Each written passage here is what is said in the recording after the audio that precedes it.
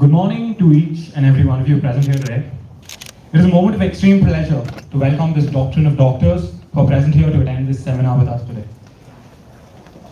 As Marcus Tullius Cicero once stated, in nothing do men more nearly approach the gods than in giving health to men. Another quote over time that has personally moved me about this noble profession: a doctor is always someone's hero and someone's hope. A very good morning to all of you. Thank you for being with us today. Thank you, doctors, for joining us this morning. I convey my regards to the panel of delegates present here with us today. Thank you so much for accepting our invitation and coming over for the seminar. On behalf of Medical Mentor, I offer my regards to each and every one of us joining us this morning. The schedule of the seminar will focus on the topic Know Your MD, MS, DNB branches and NMC new guidelines. It will include more issues to address the full aspects of the topic. I wish this conference enlightens you all and provides you with the approaches to deal with your journey moving forward. Coming to our panelists, this prestigious panel sitting here, I am profoundly delighted to take an opportunity to introduce the panel of doctors for the day. Let's put our hands together for this all-star panel, please. So on the panel, we have Dr. D. Manjunath, completed his MBBS in 2007 from Sri B.M. Patil Medical College, Bijapur, and his MD, General Medicine from Goa Medical College, and passed DM Cardiology final examination in August 2016 from the Institute of Postgraduate Medical Education and Research, Kolkata from WBUHS. And then we have Dr. Nitin Yashas. He is a consultant medical oncologist at Manipal Hospitals. He has completed his MBBS and MD in internal medicine from the prestigious St. John's Medical College. Apart from numerous academic accolades, which include a top 5 rank at RGUHS in the final general medicine exam, he was also the cultural secretary and has won in over 150 events of debate, quiz, jam, personality, and was also part of the theatre team, the Mad Men, and performed in over 100 stage shows. He is also the co-founder of Alter Doctor, a platform for doctors to express their creativity, reflections, and hobbies. He has presented award-winning research papers in multiple national conferences. Then we have Dr. Amit Jain, consultant and head, Amit Jain's Institute of Diabetic Foot and Wound Care, Vrindavan Arian Hospital, Bangalore. Professor, Department of Surgery, RRMCH, Dr. Amit Jain is a founder and father of modern diabetic foot surgery and one of the few in the world to have laid down the first principle and practice of diabetic foot surgery in the field of medicine from India.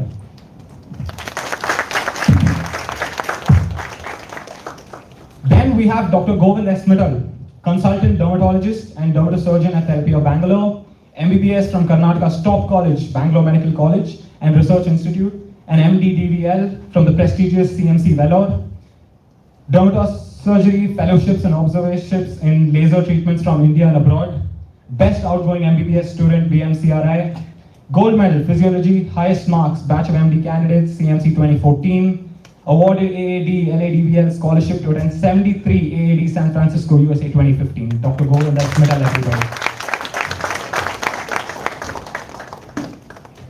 The man of the event, the CEO, the man who made all this possible, Mr. Vikram Kumar, CEO and founder of Medical Mentor. A techie turned entrepreneur and an ex-SAP BI consultant who started career counseling during college days to help juniors. He has an expertise in medical education and is a strong believer of the Indian education system, working on building a team who can bring a positive change in career counseling in India. I am more than grateful to stand here and welcome you all to this seminar. Most importantly, ladies and gentlemen and doctors, I would like to thank Vikram sir for putting this together. With your continuous efforts and will to do something for society and move up towards a successful and fulfilling world, we all have the opportunity to be present here today together. This informative seminar will not only guide all of us, but educate us regarding a variety of this pertaining to the topic. We all are surely grateful for this prospect. A little about Medical Mentor for you. We at Career Shapers are a team of young professionals dedicated to the advancement of students. Students can think of us as their friendly neighborhood guide who will handhold them for making the right career choice, choosing the right course and institution. Our innovative efforts, offerings, Medical Mentor has been designed exclusively for students aspiring to get into a medical career. Now, we request our honorable guests to address the gathering and cast the light of their knowledge upon us. Their comments are quintessential for the doctors who want to be like them one day. We would be delighted with your expertise and knowledge in every way possible. My name is Nitin Shivam. I'm a career counselor at Medical Mentor. Thank you.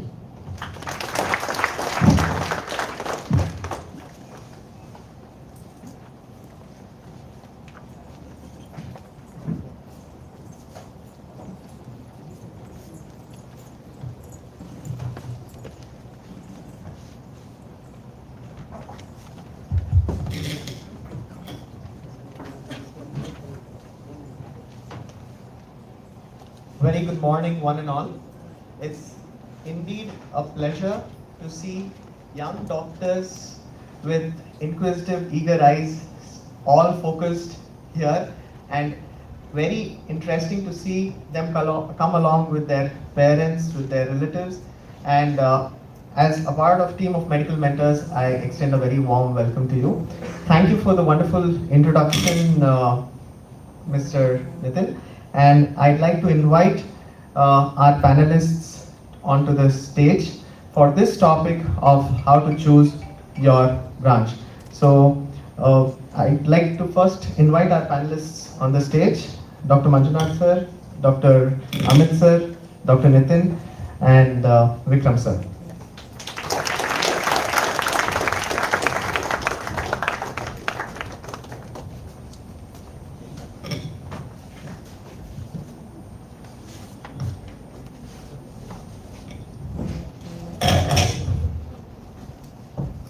I request Vikram sir to welcome our panelists.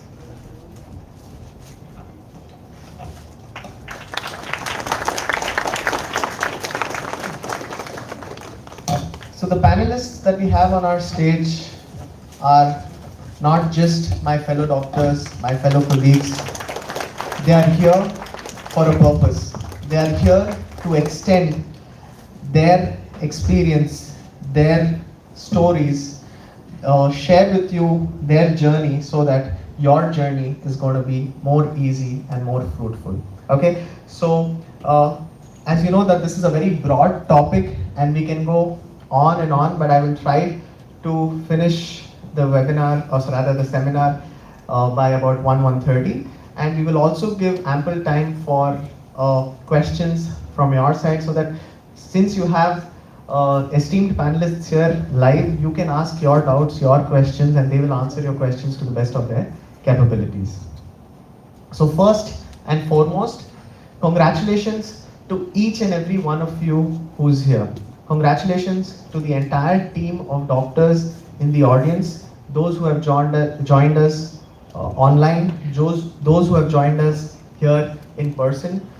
You are the cream of the society who have braved through the pandemic and are here. You have had to deal with innumerable difficulties during the pandemic. Everyone was looking on or depending on the interns, the junior doctors, and you've had a tough time in the last 2 years. So first and foremost, a big round of applause for each and one of you for having cleared your NEET PG exam, and here you're waiting for your counseling and waiting to decide your branch and have come here.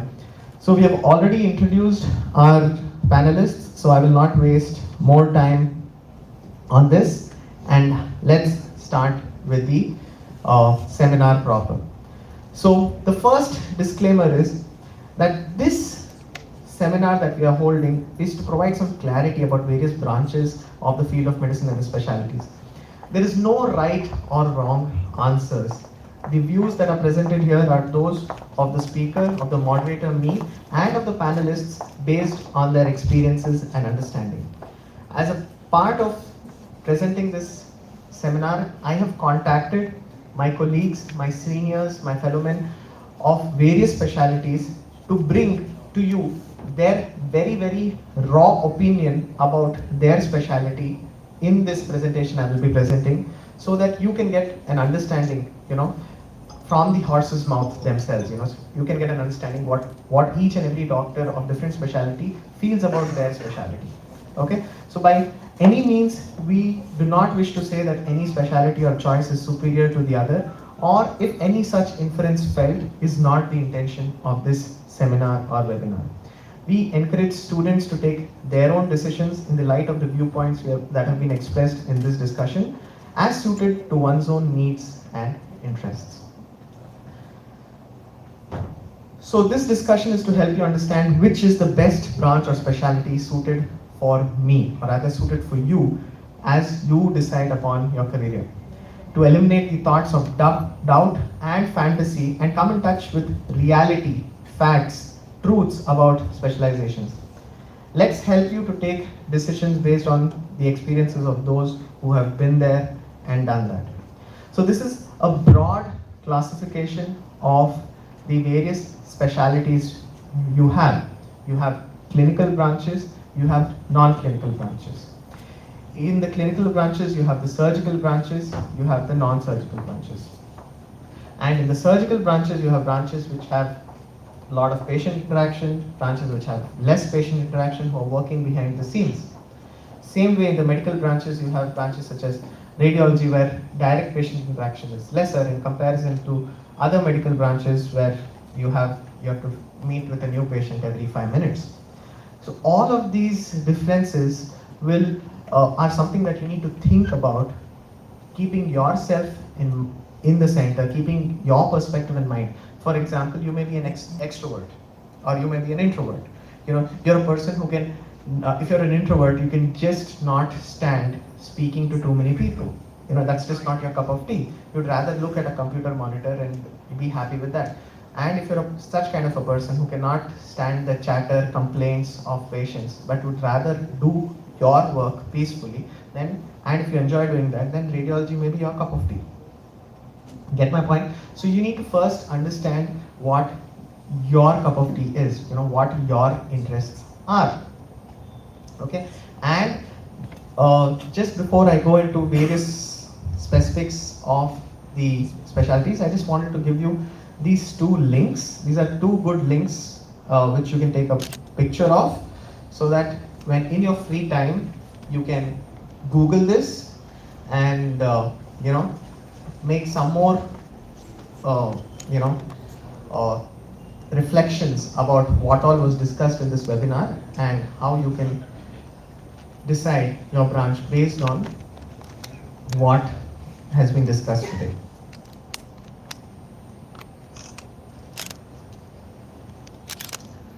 So I want this webinar to be as interactive as possible. So I'll be putting forward few slides, and every now and then I will be inviting the panelists to give their opinions. Do the panelists have a mic?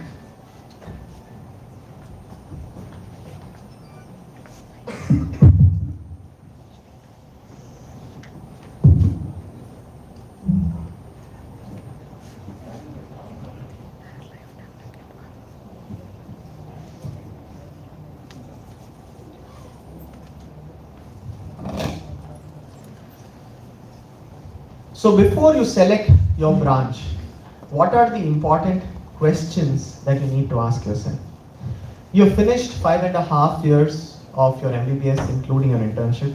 You have been exposed to more than 15 branches in the field of medicine.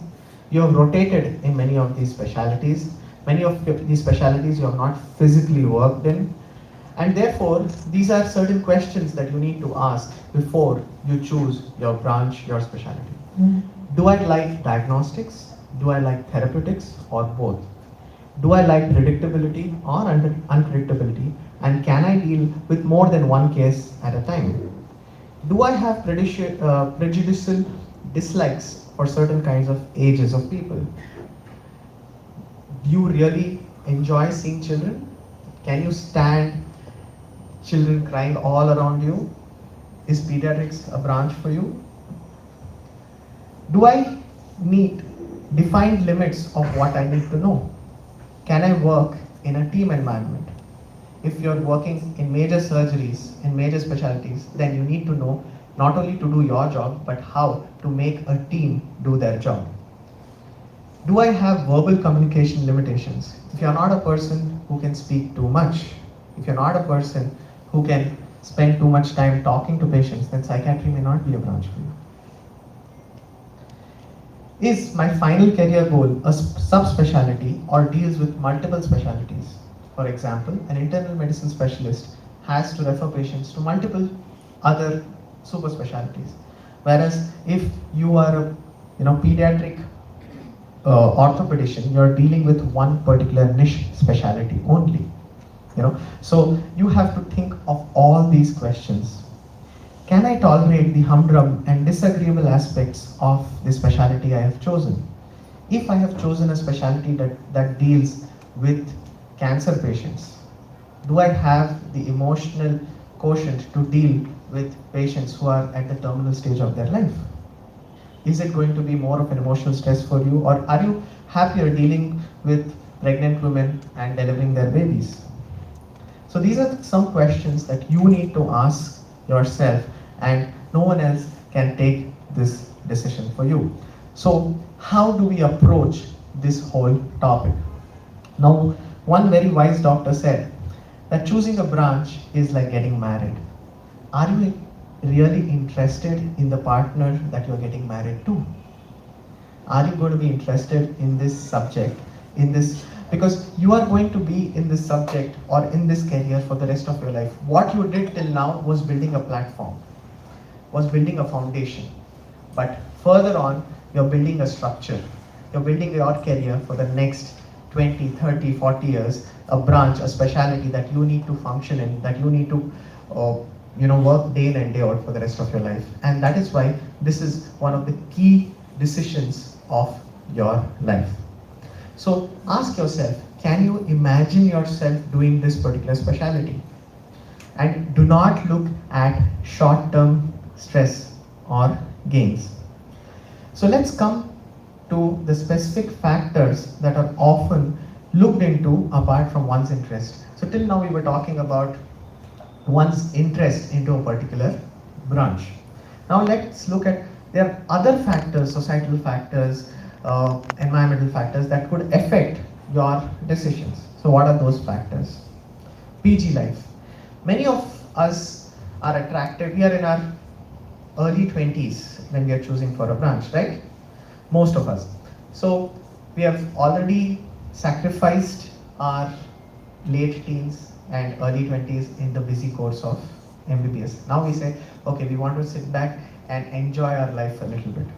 Are we prepared for a busy PG life? If I choose a particular branch, how busy will my PG life be? This is one of the thoughts many people think about.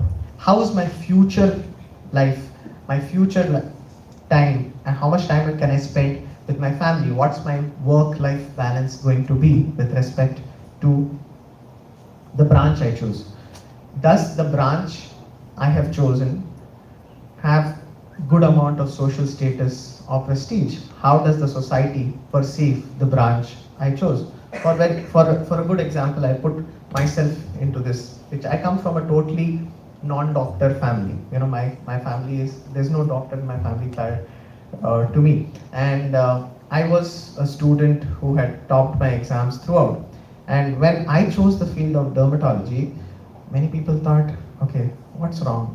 What's wrong with you? I thought you will take up something like cardiology, neurology.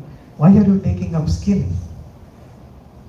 So my family did not think the way I was thinking, So if the society, your family can have different perceptions about the branch that you have to choose, or they may have different perceptions about various branches.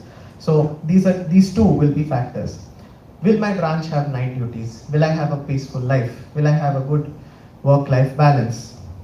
Then, many young doctors today have taken educational loans. They have EMIs to pay. They have to take care of their aging parents. They want to start a family soon. Many young women are scared about this magic figure of age of 30. I want to settle down before 30. I want to get married before 30. I want to have my first child before I'm 30. So will my branch allow that? What are the earnings that my branch is going to offer? I've invested a good 5.5 years, and then I'm going to invest another 3 to 6 years into the branch. And what are the returns that I'm going to get after I finish my PG course? And where am I going to settle? There is this question about various specialities getting saturated in metros. So will I be able to make a place for myself in the sea of specialists that are already present in a particular city? And what is the expenditure that I'll have to make, not only for my PG degree, but after I finish my PG degree, for the setup that I have to have a good practice. So let's invite our panelists on this slide. So firstly, Manjunath sir, how much of these factors should play a role, and what do you think could be added to this list, or what would you want to comment upon? Could you throw light based on your own experiences, your own decisions that you have had? I think PG life is a very important thing. You should know that when you are choosing a college, whether it is a government college or a private college, you should understand that how is going to be this thing. There are some colleges, branches where there will be problems more. So you should know before you choose a college, choose a branch, you should know, you should call your seniors and ask them that what has happened to them. There are few centers where they have a lot of issues with the teaching programs. There will be, the infrastructure will not be good. So you should know that where you're going and how is the infrastructure there and how are the teachers there. So that will help you to make a decision there. So when I finished my MBBS and I got a All India rank, so what we did is we communicated to our immediate seniors who have already joined the college. So they will have their own contacts, like you must be having the same things, like your own contacts will be there in those colleges, or their friends will be having a contact there. So you should talk to them and then understand that what is the environment there, whether the night duties are more, or the teachers are good, or there is a harassment when you go from north to south or south to north, the language barriers, there will be a lot of issues. So you should choose these things, and along with that you should also ask the stipend, because once you complete MBBS, your parents also are expecting a independency from the financial aspect. So whether you will be able to pay the fees and other things. So all these things will matter, and I think one thing you should decide is, first thing, you should have a passion in your branch. Second thing, when you're choosing a college, you always take information from where you're choosing, because that's very, very important without knowing the college, because once you go and settle there and you don't like it, again it will be a problem to resettle. So it's very important that you should know which college, which branch, you should be very, very sure, and have a personal experience of your own seniors or person whom you know that is going to guide you. That will give a lot of help for you. Okay. Thank you, sir. So before you give away the mic, there's one more question for you. So as you know, Dr. Manju is Dil Ka doctor, cardiologist.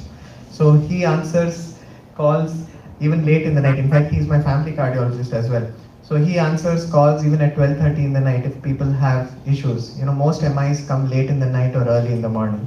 So please, would you like to throw some light upon how tough it is to have a good family life, as well as create a balance with respect to night duties, with respect to late night calls, and what should future cardiologists sitting in the audience expect out of work-life balance, or future intensivists, or anyone who has, you know, night duty related activities or night calls?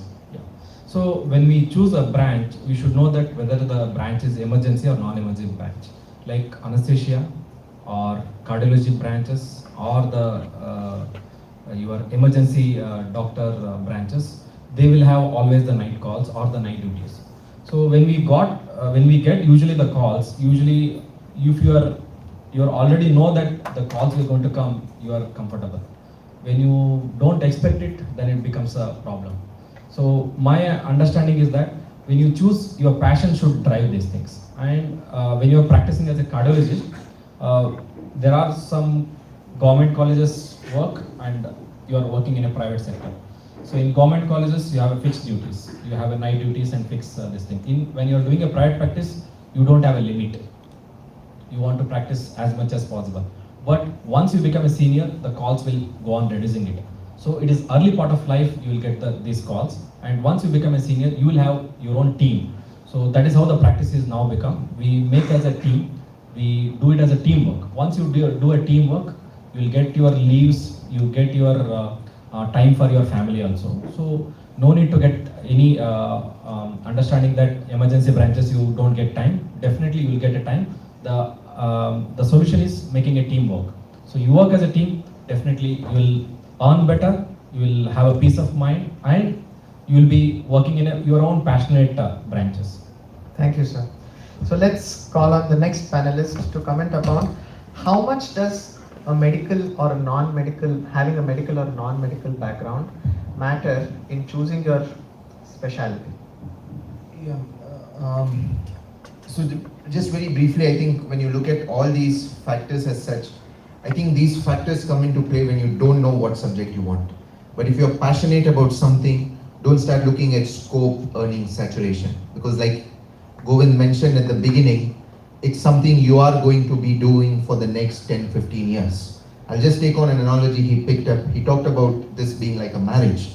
So if it's already a love marriage, you're not going to look at other things. It's only when it's an arranged marriage, you're going to start looking at various factors. So look at this slide only if you do not know what you want. This slide, like he mentioned at the beginning, and that's something I want to emphasize, is when you don't know how to choose a branch. And that's, or if you like 2-3 branches together, it's you use these factors to decide on those things. And just picking off from where Dr. Manjunath left, it was the same point. I mean, Govind and me have been enemies in cultural competitions. He used to be from Bangalore Medical College, I've been from St. John's, and we used to fight it out in the inter-college fest. But friends off stage. Yeah, but when I chose, it played a huge role in my decision making, that if I take internal medicine, everyone told me you have to give up your cultural activities. You cannot enjoy life anymore. No, it's wrong. It comes down to time management. It comes down to how passionate you are about following your other hobbies and passion. And we always say with time management, we used to do 40-hour, 60-hour duties, but when I used to come back, I used to still go and do a theatre show. So remember that it is still possible with certain limitations to do other things of your life. It may be something on the public stage, now you have a lot of social media, or it can be something that you do in your room and practice guitar or keyboard or go to the sports field. So it is still possible to have a social life and this thing irrespective of what it is, but of course with certain limitations.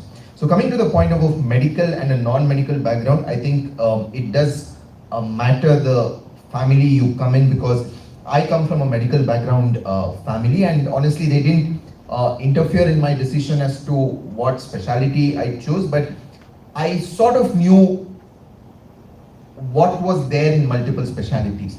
And more importantly, I think what I see in my juniors or colleagues is when someone comes from a non-medical background, the societal status of prestige starts playing a major role. More than ignorance of something and this thing. For example, in the medical field, or even you would know, dermatology goes to the top ranks. But if you say it to them, they'll say, what is this skin doctor? He will just prescribe one cream, one lotion, and it's just the end of it. But in the medical field, as MBBS students, you know the dermatology goes for the top rank for various reasons, be it the lifestyle, be it the academic, or be it interest as such, or what you can do further as such. So yes, it does become a major role, and the solution to that is again information. I mean, I'm very glad that Medical Mentors is doing this, because truly knowledge is power. And more than the students, it's also about parents, and for someone who is having a spouse who is from the non-medical field to understand. And especially that becomes a crucial issue, because there have been people who have been in a relationship or who have been in a marriage with a non-medico, and if that understanding is not there, that this branch involves 30 hours of night duty or this involves weekend work, trust issues start coming in the relationship, especially if the other partner is from a non-medical background, and that starts creating a problem. So having a medical or non-medical background, the only way to counter that is by knowledge and awareness. Thank you, Dr. Nitin, for that detailed explanation. So, one of the important points Dr. Nitin said is knowledge is power. And I'm indeed glad, I'm indeed pleasantly surprised that I have so many parents sitting here in the audience. So, big round of applause for all the parents sitting here who have taken the interest with their sons, daughters to take time on a Sunday and come here and attend this webinar. So moving on, as the heading says and as Dr. Nitin pointed out, this slide is to think about apart from your interest. Your interest about your field is primary.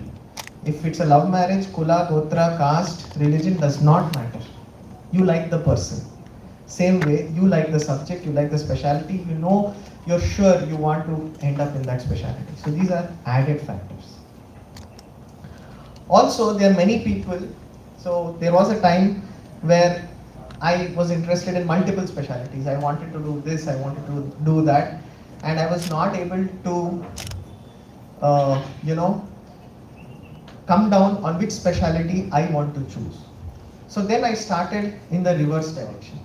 Let me first make sure I know the specialties I don't want to choose.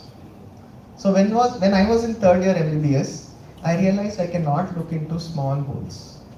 I cannot look into the ear, I cannot look into the nose, and I don't want to look into the oral cavity. So I ruled out, ENT was the first branch I ruled out from my list of specializations I wanted. No offense to any ENT specialist out there. In fact, I ended up marrying an ENT specialist. But ENT was one of the specialties I ruled out first from these branches that I did not want to pursue, even before ruling out forensic medicine. So you can take that route as well, because end of the day, all you want to be is a happy doctor or a happy person in life. This is what you're looking at. This is your final goal. Okay? So when this slide being said, although hilarious as it might sound, many people ask me this question: what specialty spouse must I get married to? So I think Dr. Nitin is the only unmarried person on the panel. So let's put. That's the advice I would give. Be like me. So Nitin, has it ever crossed your mind about what specialty spouse I must marry? No, not really. I mean, like I said, as of now, I'm enjoying the independence, but like I said, it's very, it is an important factor to consider, because ultimately the first question to ask is, should I marry a doctor or not? That's the first question to ask, and then you start getting into what specialty, because again, you have to start looking at family life. You have to start looking at not only about family life, but about the time one gets to spend with each other. And I have seen that from friends, colleagues, juniors, seniors, that if both are in high hectic fields, then that does become an issue. Should it dictate the specialty that you choose? No, absolutely not, because it is your passion, it is what you want to do, and you have to do it. But does it matter as to what the other person is? Yes, I think so, a certain degree. Amit sir, you want to say anything, or so when it comes to talking about their wives, everyone says. Okay, so any comments or no comments? If you ask me, it is actually a very sensitive issue what you have raised, but it is an important It's an important issue. because the rest of your 30 years or 35 years of practice is actually laid out on what you're trying to say. Because everyone is going to teach you only about what degree you want or how you're going to become. What he said was right. love marriage is what he says, but I'm stuck in arranged marriage. Stuck. Yeah, I'm stuck in arranged marriage. So what he said was right. Like, it may be very easy to have a love marriage, but why I will tell the pros of having an arranged marriage is, if you're from medical or non-medical, both are equally good. Because if you're from non-medical background and if your father is interested in this businessman, you're much better than being in a medical car. Now, if you're from medical background, nothing wrong, because your father, your grandfather, or your people have already laid a legacy of struggle which we have done. So for you, it becomes very easy to listen to them, take the guidance, and how best it can be to go to the next specialty, because he'll be guiding.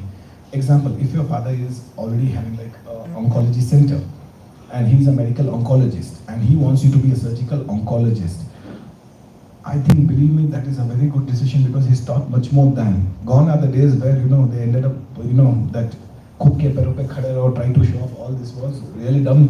We ended up in that. Do yourself and show nothing doing, be smart enough.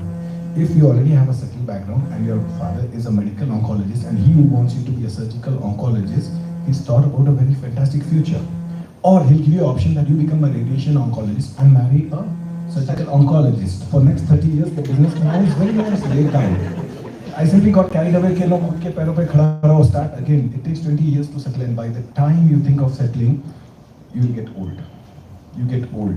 And then you realize, was it really worth to impress the society? Because as we said, they're in arranged marriage. So what will your relatives say? What will your cousin say? All my relatives, nobody is here, all the idiots. All the idiots. Surgeon ban ke dikhao, surgeon ban ke dikha diya, what's a big? As he said, dermatology was the field which was given to me, lele. And there's like skin ka doctor, what, he'll only put ointment and also I'm surgeon. 20 years later, they thought I'll become a cardiothoracic surgeon and try to walk share. Devi Shati ka naam le ke they put the pressure on me. And today when you see, ask me, given a choice, I would like to be, as what Nitin sir said, number one subjects today are radiology, dermatology. Why? Think over it. The society thinks other way. And every time when he sees an eye says, he's always in a stylish boy, everything, people, the girl gets treatment, she gets 10 classmates. It's a truth. And I always tell him, nobody died of a cream till day, and they'll pay you double the amount if they look good. But the same if I ask a person, okay, you need to undergo this surgery, these are the complications, or this, they will always go second, third, fourth, fifth opinion, and they'll say, don't go to that man, he'll cut off your leg. See, it backfires of what you have done listening to your relatives and all. So it's an arranged marriage, because the social status, what they want to show, does not exist now. And each one today want to put a pressure on you. If you have your hospital, you're lucky. It is not that very easy. The lifestyle, the way we are going advanced and all, your spouse plays a very important role. Imagine tomorrow you're setting up some setup and you require, because what sir said was right, today is team practice. And if the team practice is either your best friends who are your doctors or your spouses who are doctors, makes much more long-term sense what is there. But again, I'll agree what he says. If you're a free kind going of a person, that I don't care really what I want, I just do it for a hobby and want to enjoy my life and have a passion of it, then you should go ahead with the love marriage. Choose whatever you like, irrespective of whether the spouse is going to be a doctor or a non-doctor. It's all about you. But then if you're in an arranged marriage, then it's not all about you. Your relatives, your friends, your mommy, your papa, everything comes into the picture. So you need to decide what you want. Fantastic. So it's not only about the humor, but please try to pick up the important points that are being said in behind those statements of humor, because these are all practical points. These are points that have come up in the last 10 years of experience. So the idea of holding this webinar was not to call doctors who are in their 50s or 60s, was to call doctors who are in their mid or late 30s or early 40s, so that they can give you a very real life picture of what life has been in that specialty over the last 5 to 10 years. Thank you, sir, for that opinion. Just to add, in my humble opinion, this is a very personal question to each and every one of us. Do not choose, while it is important to think business, it is important to think future, do not choose a specialty over a person. Okay? So this is an important question, but if you like a person, immaterial of the specialty he or she belongs to, the person matters more.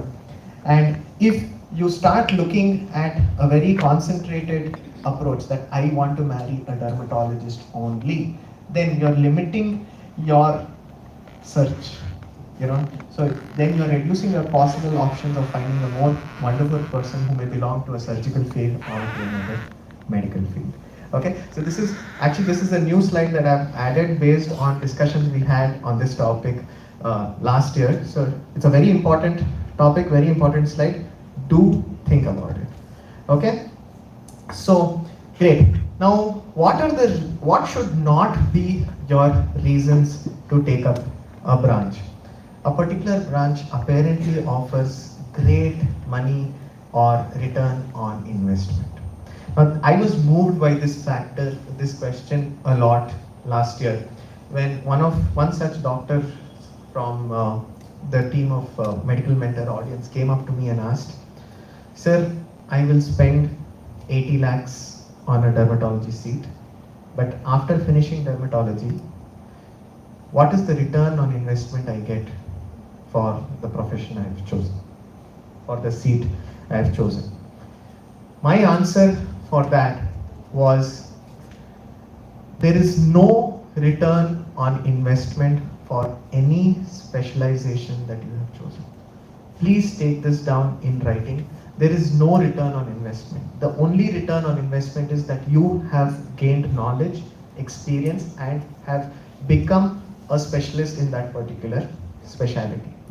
Whether or not you earn after that and how you earn after that purely depends upon the kind of person that you are, how enterprising you are, what are the kind of practice you want to do, and so on and so forth. So please do not look at return on investment. I'd like to invite views from Amit sir again. He works in Radiology Medical College, so he will have some thing. So how do you tackle this question on return on investment over a particular branch? See, perfectly what you asked, Dr. Govin was right.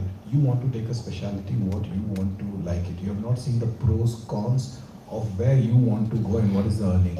I'll tell you the specialty which I took, and I'm aware of it. I'm today also the only guy who have taken in the last 15 years because there are absolutely no return on it. But it was a passion that drove me, and I did it. But now, if you look at the reality also, I would like to stop. So what sir is actually talking about is, he sees patients with smelly diabetic foot, open wounds, smelling of pseudomonas, staph till 12 in the night. I have seen him in the casualty till late 11 in the night, 12 in the night. And no changing of dressings will cost millions of dollars or millions of rupees that you talk about return of investment. So it's only pure passion that is driving one towards one's work. Please continue. yeah. But then, if I look at today's scenario, my investment is half of what you all are going to invest. You got it? So this was a passion driven, but the way we are living in the Bangalore city, the way the cost has come up, if you have to look after your family background also. If you know that you're in upper middle class and good back coverage is that, follow your passion. Don't look at the return of investment. If your parents are arguing, give a classical example which I told, okay, Dad, you have purchased the Innova which is 22 lakh rupees. There is no return of investment, but you have a passion to drive and you work out of it. In fact, every year the prices of that is falling down if you want to go sell. The same thing applies to the branch. If it counts to 30, 40 or what, if you have a passion in it, go for it. Return of investment is purely depend on which area are you, where are you going to practice, what is your long-term vision. If everybody wants to come and settle in Bangalore itself, then whatever specialty you tell, you're going to suffer. Be it the topmost. But the same if you're planning to go in, like I keep telling them, that you're from Orissa and you're going back to Orissa, so many specialists don't exist there. And one of your liking is the specialty that you're going to make 10 times that the same specialty what you're going to do in Bangalore. Like pediatric surgery, a lot of people say they don't want to do pediatric surgery. But if you see Uttaranchal, if you see Jharkhand, if you see Orissa, if you see some other place, you will become a millionaire if you do and go there. Okay. So as what he said, return of investment is not related to specialty. It is the area which you want is my opinion. I am not sure. I think one very important thing is, even if the specialty offers you a lot of money wherever you practice, it still comes down to passion. I just came from hospital. In fact, Govind was scolding me for being late. But if you have a 33-year-old and this person is just 2 years elder to me, diagnosed with stage 3 breast cancer, Do you have the passion to sit there, counsel, and have the emotional strength to say that she's going to be cured? If anyone was to give, let's say, 10 lakh rupees, are you going to be able to stand next to a 40-year-old and tell that her 10-year-old son has acute leukemia? It really doesn't come down to money when you're choosing a field. Because again, I emphasize this because I've seen mistakes being done by my juniors when they think of return of investment or the scope or the money of it. This is not stock markets where you enter for a short term and you can exist. This is something you are going to be hopefully doing for the next 25, 30 years till you retire as such. And even if someone was to give you 10 lakhs, ask, are you going to be able to deal with the depths or the struggles of the specialty? That is the first question to ask. And like Dr. Amit rightly said, when you look at scope and finances, which is a very important aspect, I'm not denying that when you start practicing, you have to make money, because why are we entered? This is a job for us, this is a profession for us, and when your profession is combined with passion, it becomes enjoyable and not a burden. But that doesn't mean you don't consider about finance. It's very important to consider about finance. But finance again comes down to what sort of life you're looking at. Are you more of an academic person, or do you want to enter private practice? What is the area you want to be in? Which city are you want to be in? Do you want to be in Bangalore but have less scope of opportunities, or are you okay being in a tier 2, tier 3 cities where you have more opportunities but you don't get the comforts of a city life? That's the only thing. There is one return of investment which comes if you're passionate and invest in and go for any specialty, and that's the smile and the gratification of the patient you get. That's the biggest return of investment which you will get. Do not think about money for choosing a subject, but think of the money aspect when deciding where you want to practice further after choosing the subject. Very important points, so sir. What are your views? Anything that you want to add, sir? I think choosing a branch, once you choose a branch and then start practicing, if you want more money, you should build a hospital. If you want timeline for your family and everything, you have a professional life. So do the professional job. So you want to have more money, then you should just build a hospital and then private setup, then you will have more money, because that will give you more money. But you'll have more stressful life. So you should decide what you want. So what sir is talking about, just to explain his point, he's saying is either you decide you want to be a doctor, a professional, or if you want more earnings, then you talk about being an entrepreneur. Okay, being an entrepreneur is just not being a doctor. Being a doctor is just one of the spokes of the wheel of being an entrepreneur. When you're an entrepreneur, you're running the show, you're running a hospital, you're taking care of the staff, you're in HR, you're taking care of the accounts, you're taking care of the marketing, you're taking care of the sales, you're taking care of the expenses, and so on and so forth. So you decide as to whether you want to be only a professional, or you also somewhere down the lane think about being an entrepreneur. Good point, sir. Thank you. So then there are points such as I got a very good rank, so my friends are forcing me to take up radio diagnosis. Okay, now this is a very common scenario encountered. So don't just take up a branch because someone else is asking you to take, or just because a very good rank is associated with a very good or a particular speciality. Secondly, I love children. I like to play with children. That should not, loving children and playing with children is very different from choosing a branch such as pediatrics and treating children who are crying their lungs out. These are certain practical points that you need to put. And many young dermatologists or even aspirants come to me and say, I think I want to be a cosmetologist, but I cannot look into people's groins. I cannot, treat fungal infections of the skin. So please understand that every specialty will have, it's like two sides of a coin. It will have this, it will have that as well. So while choosing a branch, don't only look at its pros, but please look at its cons as well. And that's what brings me to our next group of slides, where we are talking about pros and cons of individual branches. And we will start with the heroic branches, the surgical branches. So our Amit sir is representing surgical branch. Sir, so let's put down specific points. What you feel are the pros of a surgical branch. You are representing not only general surgery, but most surgical or all surgical branches, and whatever you feel that you can put, and I have slides to support your answers. The pros of being a surgeon, any surgeon, be it general surgeon, orthopedic surgeon, ENT surgeon, ophthalmology, is the social status you're going to enjoy. Because in India, if you're looking from last 3 to 4 decades, if you're a surgeon, you get the highest social status, was the belief. I'm not sure. It doesn't exist among the doctors, but among your relatives and family, it is one of the most social status of being a surgeon.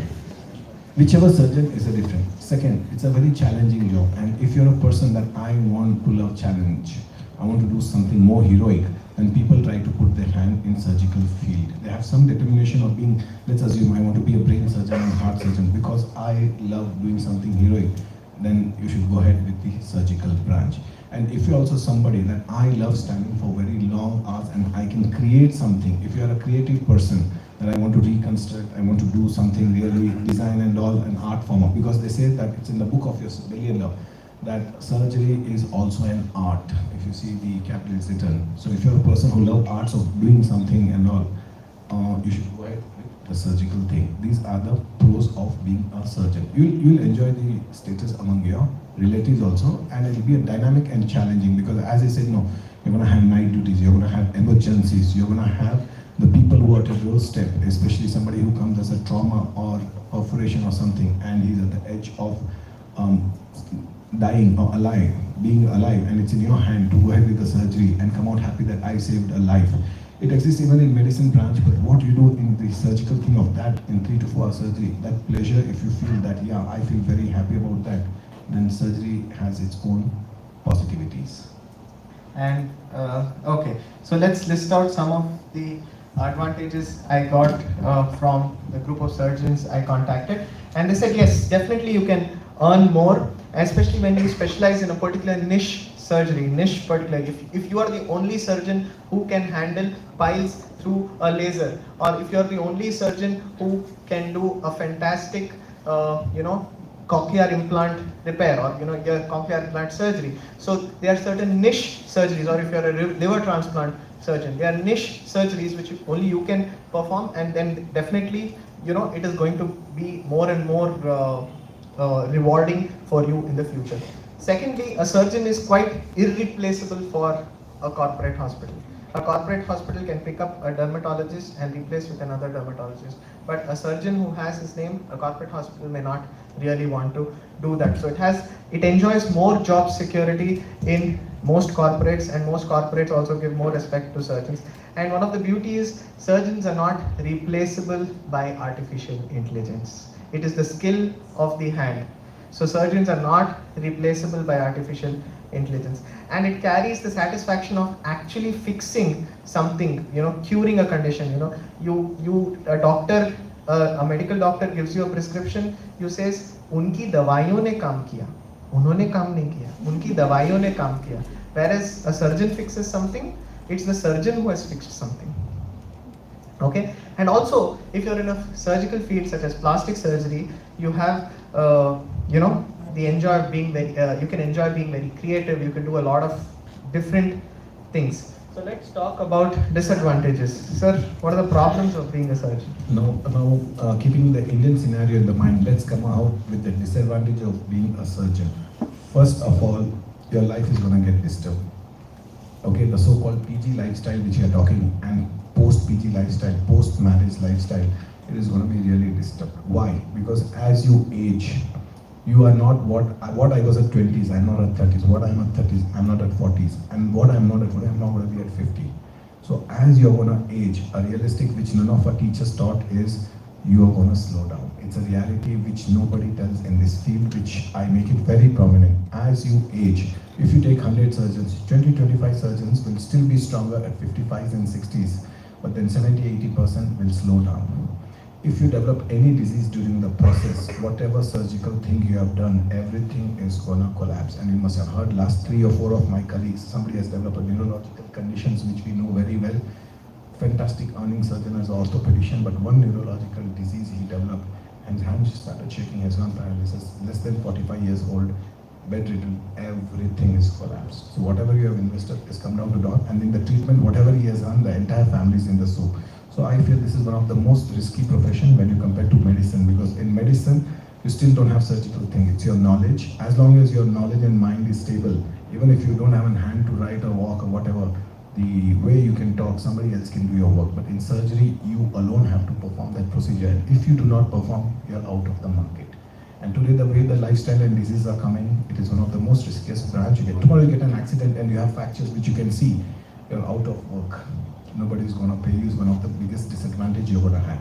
Second, I agree with what Govinda says that artificial intelligence will not replace, but surgeons are getting replaced by technology. Every 6 months, new technologies, new systems, robots, laparoscopy, so many things are coming out. It takes 3 to 5 years to develop one particular skill. And by the time I learned basic laparoscopy, now you have advanced. Now if I'm thinking of learning advanced laparoscopy, you already have robots coming into the picture. Age and time is not favoring me. So younger surgeons who are going to come out, they may learn that. But then as you see, surgery is something, as old you get, you become more expertise. But today technology is beating your expertise. So somebody who has a robot is much more ahead than whatever I've learned. So the so-called years of experience is actually not matching with the corporates are looking at. Corporates want that we have a robot and can you perform? So what's the use of me having 20 years of experience of learning, but I don't know how to use a robot because I'm focusing on laparoscopy. And this is a young surgeon who knows robots. So then question is 20 years experience is no more use what your patients and relatives were seeing. Corporate is looking at somebody who has advanced technology, as he said, laser. And you can't keep purchasing constant everything new. You can have 1 or 2 cars. You're not somebody who can keep getting on. There are people who are getting robots, laparoscopy and all, but let's assume they are common surgeons, they may not be able to get them. Third, you may enjoy the status among your relatives and family, but believe me, surgeons have very less friends. 3 physicians will become more physicians, but a surgeon's enemy is always a surgeon because it's an art to perform. So it is like a running race competition which you're seeing. Your colleague who's with you is not your friend, it's a competition. But when you see in the medical branch, all of them are integrated practice, so they're always in a group and they support each other's knowledge and all. But here, day by day, each one is going to, because you may be good in one surgery, you may not be a good another surgery. So nobody's going to talk about your good surgery, he's going to talk about your bad surgery. Fourth thing that comes is, I have done 100 surgeries, 99 went very good, but one patient died due to some of the complications that goes. And that person has filed a case and all. The entire 15 years of what I have done gets collapsed on one error. It can be yours or anybody's. Your whole practice is in jeopardy, which is little less likely with a medical branch where you're writing medicine. See, it's still possible, there a drug reaction or something. So you have a reason to say that, okay, that was a drug reaction that can happen. But here, a surgery, the whole blame will come on you. And fifth biggest is the time that you can give your family is not what the reality say. Because some of the surgeries, like you may be having cardiothoracic 5-hour surgery, 7-hour surgery, brain hours go 9-hour surgery. Your hobbies, your passion, and your lifestyle is gonna get disturbed like anything. And 7th biggest disadvantage that you're gonna have is you are constant in complication and the fear that tomorrow somebody is gonna learn 2-3 advanced surgery, then you wanna come, you will not get peace of mind. And after operating, believe me, if it's a major surgery, you'll not get a good sleep. So you have a lot of disadvantage of being a surgeon. So Amit sir has almost discussed all the points that I wanted to put, so I'll move on to the next slide and briefly discuss about the next surgical branch, which is ENT. So the ENT specialists say it's a good surgical branch, but does not have too long surgeries. It has a little bit of both surgery and medicine, not too many emergencies. Super specialization is not a must, although you have a lot of opportunities like laryngology, head and neck surgery, cochlear implant surgery, and so on and so forth. And then you know these super specialization options are also available. Now coming to the disadvantages of ENT, the first disadvantage I would say is someone who does not like to look into long small holes. Don't take up ENT surgery. But yes, there is a long learning curve, and you're dealing with a lot of delicate small organs. It is like neurosurgery. So a lot of micro work happens, you know, when you're doing ENT surgery. There's a lot of overlap with general surgeons, oral and maxillofacial surgeons. So people are fighting to do the same surgery. And as in any other surgical field, people always prefer more experienced and older surgeons. except apart from the scenario where Amit sir said, where you have technology which is coming in competition. So briefly to discuss the field of orthopedics. The advantages: gratifying visible results. Job satisfaction is immense. Patient came to you with broken bone, you have fixed the bone, patient goes back happy in 3 to 6 weeks, he's walking, talking. So a lot of job satisfaction. Potentially gives you a good earning. There is no definite age bracket. Options of super specialization are opening up. You have pediatric orthopedics, you have orthopedics that deals mainly with scopies, and you can build upon whatever your your interest is. And post-op care may not be as demanding as the other surgical branches in orthopedic surgery. Disadvantages: emergencies, family life is disturbed, not it requires some physical force. If you're too tiny a person, it may be tough for you to handle a field like orthopedics. Needs more often a team, and there is overlap with other specialities such as plastic surgery and neurosurgeons. And like with any other specialty, I think there is the 80-20 rule, or the saturation in metros, where 80% of the people go to the 20% of the doctors, and the rest 20% of the patients go to the rest 80% of the doctors. I think the 80-20 rule applies to everyone and everything in life. So, and just like any other field, you have to be very good at your field to be recognized, and just doing MS ortho may not be enough. These points are very raw, and I've purposely kept it raw because it is the way it was submitted to me by the individual specialists. Okay, and before we get in more medical discussion, I'll just finish ophthalmology. So ophthalmology advantages: very satisfying to help a patient see the world better, especially since majority of the patients are elderly. The gift of sight for this population to help them care for themselves, and this elderly population don't have to depend on others if their eyes are set right. You do a cataract surgery and your mom, your dad, or your grandfather or grandmother can perform their daily activities better. So it's indeed very gratifying. Great money in private practice, especially if it's your own private practice, and emergencies are not too many. So disadvantages: again, it's a microsurgical procedure. There are a lot of techniques that it will take time to master. Medical legal implications are high, because anything to do with sight, definitely there'll be a lot of medical legal complications. It is very expensive to establish your own practice, a lot of equipment required, and although it was considered as an end branch till a few years back, there are a lot of super specializations including retina and so on and so forth. Fellowships and MCHs are mandatory nowadays. And one problem is that many DNB centers offering ophthalmology courses do not have that great training. So be careful about the DNB center you're choosing for ophthalmology. So before I move on to the next branch, any points that any of my panelists would want to add? So apart from these traditional surgical fields, I don't know if you've covered that, you have the option of doing some end specialities with a 6-year course.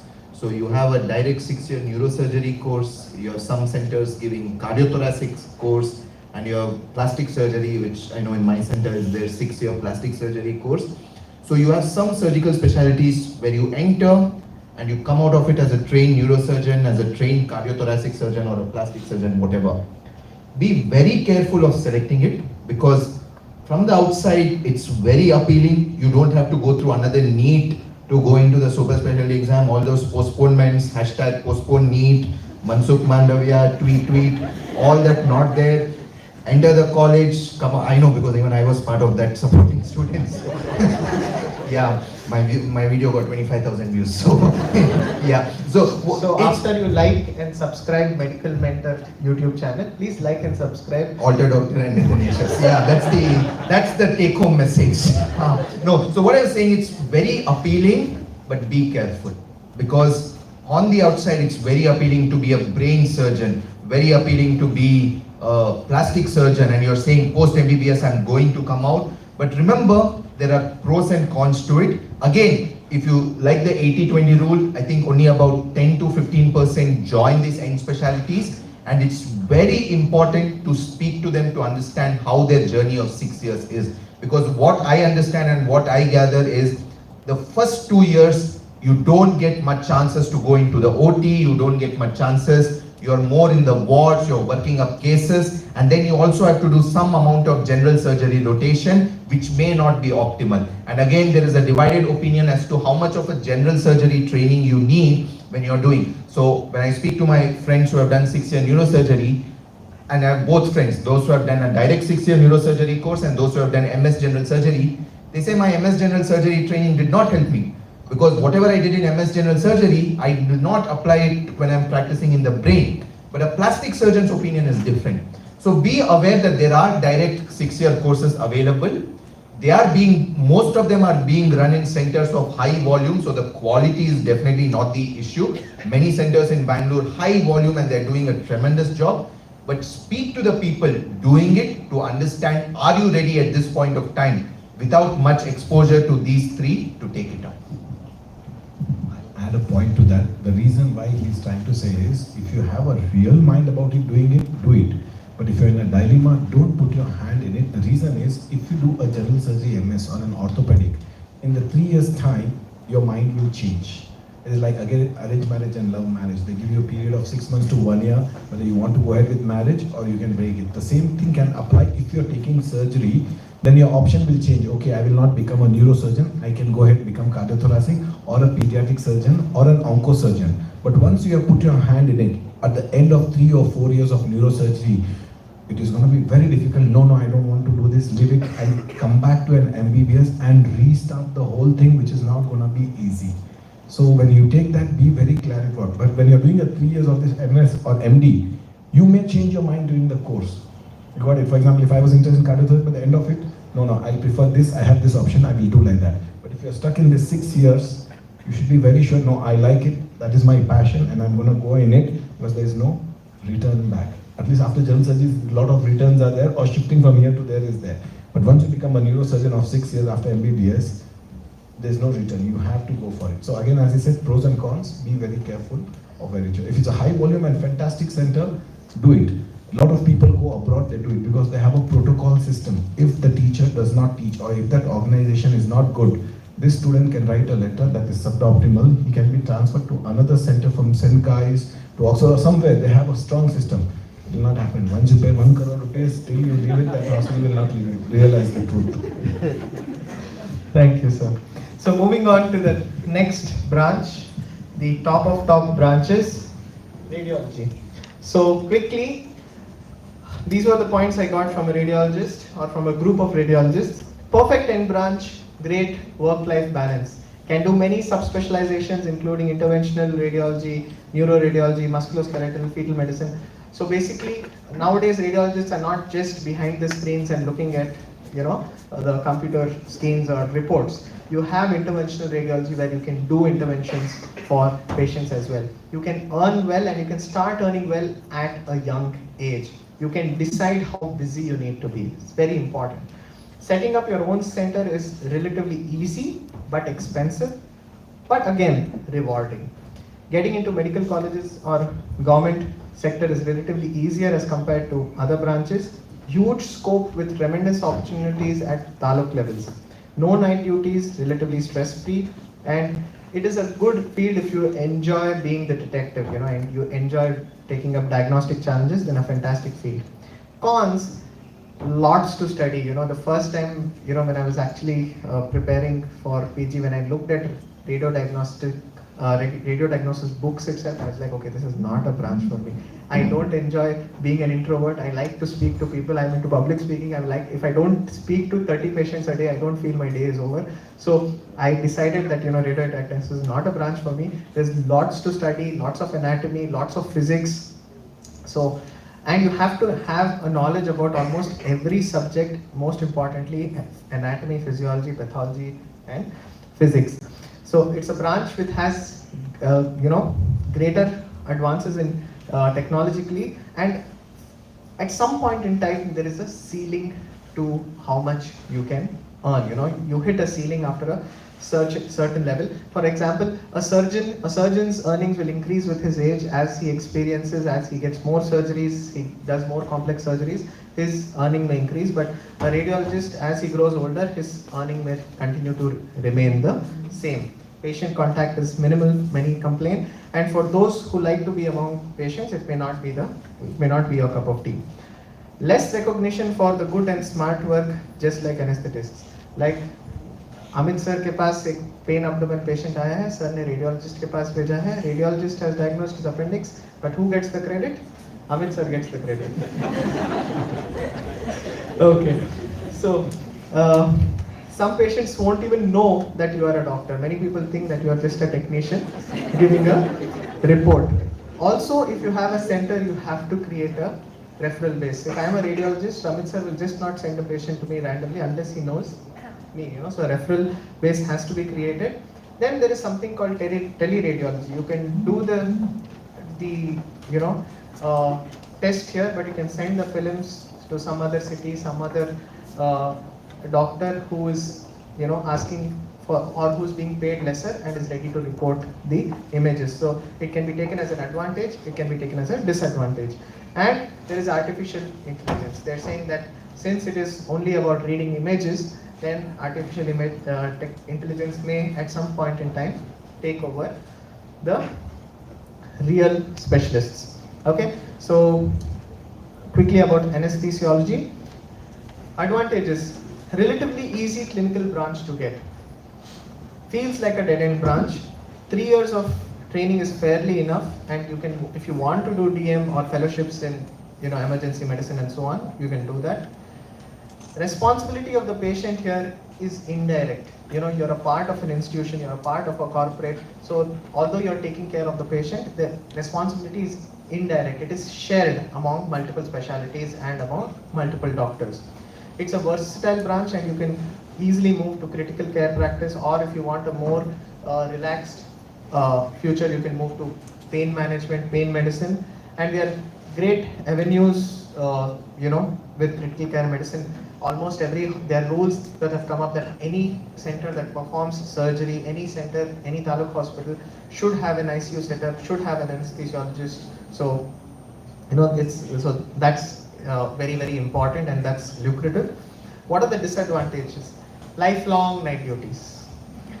OT usually starts very early in the morning, so you cannot drop your children to school. You will have to be in the OT in the morning. It is not considered to be a cool branch. You cannot be like Amit sir being called the surgeon, or like Manjunath sir being called the cardiologist. You're just an anesthesiologist. So not considered a cool branch. And relative earnings will be lesser and can never match the earnings of a surgeon, and your income will reach a ceiling after some time. It is definitely stressful and feels underpaid. So some of the anesthesiologists feel that they are underpaid for the work they do, and their work usually goes unnoticed by both the patient and the surgeon. So thankless job. The profession is also dependent upon the relationship with the surgeon. So Amit sir had a fight with me, and I am the anesthesiologist. He's not calling me to be the anesthesiologist for his next surgery. So your relationship with your surgeon is also very, very important. And it is not usually related on the patient base, or and the other issue is you don't have an identity of your own. The patient does not know you directly. You'll never call up an anesthesiologist and say, "Okay, मैं surgery कहाँ पे करवाऊँ, किससे करवाऊँ?" That kind of a thing. Govind sir, one which is the Yes, sir. I guess my best colleague is anesthesiologist. Post-COVID, two specialities. The pre-COVID, the two top specialties. During when I did, the top specialty was cardiothoracic surgery, neurosurgery, pediatric surgery. 90s, all have come down. Nobody. Whole cardiothoracic, if you want, they will give you free. They will pay you. This is the status in Bangalore. Then 2000 to 2020, if you take from lowest to highest, radiology and dermatology, evergreen. Why, he will tell you. But post-COVID, the next two subjects that has come to the highest has been respiratory medicine and anesthesiology.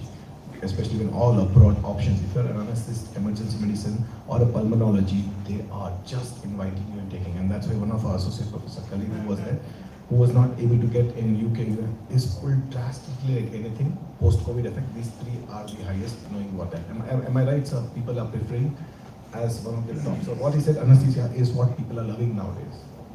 So just to tell about one thing, I entered anesthesia for 1 week. So this was a time when multiple entrance exams were happening, so you always had a leeway to change if you were not happy. So I really liked anesthesia in my internship because I did anesthesia at a time when the final year PGs had gone for their exam, the first year PGs had not come. So as an intern in anesthesia, I was actually being treated like a first year PG, and I really liked it because there was a lot of physiology, pharmacology. You were like the intraoperative physician, and there is a thrill. Now what Govind said is correctly right. The patient will not know what you're doing. The surgeon will definitely not know what you're doing as long as the surgery is going fine. But there is a thrill in ensuring that the surgery goes smoothly, which is because of the anesthetist. And as long as you are passionate about it and have that worth, you will have one of the best qualities of life ever. But I had a problem. After 1 week, I started getting suffocated. Because as you would have realized by now, I like to talk a lot. And Govind is always showing the time when I'm talking here. So, and I can't talk to the person in front of me. He is anesthetized. And I can't talk to the surgeon because most of the time he'll just start throwing galis at anesthetists, or at least that's how we portray them to it, though most surgeons and anesthetists share a wonderful relationship. Anesthesia, like internal medicine now, has a lot of scope in terms of moving beyond the OT. Like Govind mentioned about radiology and other fields moving beyond what the traditionally is thought of. Anesthetists are in great demand for ICU. You have DM critical care coming in. You have pain and palliative medicine coming, which is very important for me in the field of oncology, not just for prescribing pain medicine, but also doing interventional pain medicine where an anesthetist is always better trained because he is already doing procedures. Now he is learning interventional pain procedures about giving blocks and all. And for some of the patients of cancer in advanced stages, apart from chemotherapy, it is management of pain, which is very important. And anesthesias also play a very important role in emergency medicine in certain centers where you don't have qualified emergency medicine physicians. So when you're thinking of anesthesia, think beyond the obvious setting of just being stuck to the OT, because now there are different scopes and the quality of life is reasonable. But yes, when you look at gratification coming from your colleague or from society, that is something that you will have to consider. And three more additional point which nobody is going to mention you is, this is the most united branch of all the thing. If you find an anesthesia person, 1 hour later, your own senior professor will come, you're tired, go have coffee and come. No other specialty will allow you to go. That united they are. You got it, they will not. Second, this is the only specialty where the anesthesia person will have to teach you anesthesia. Surgeon will not teach you surgery, he'll make you assistant or whatever. But in this field, they cannot let you. They will have to teach you. You got it? So there is no egoism. If I teach tomorrow, he'll do. Because the whole process of, if he doesn't do, you will end up doing it. That doesn't end with surgery. You all have undergone internship. People will not even allow you to do sutures. That is the status we are going into it. But in anesthesia, oh, you love it, you please give and pump it. He will teach you do this and he wants to relax for some time. And another, no stress. He may say like that, I'll put music and listen. Why do I want to listen? How I'll give and all. So this is the benefit that comes, and earning is tripled in this field. So what was not liked is taken. So we have an anesthetist who wants to add some points.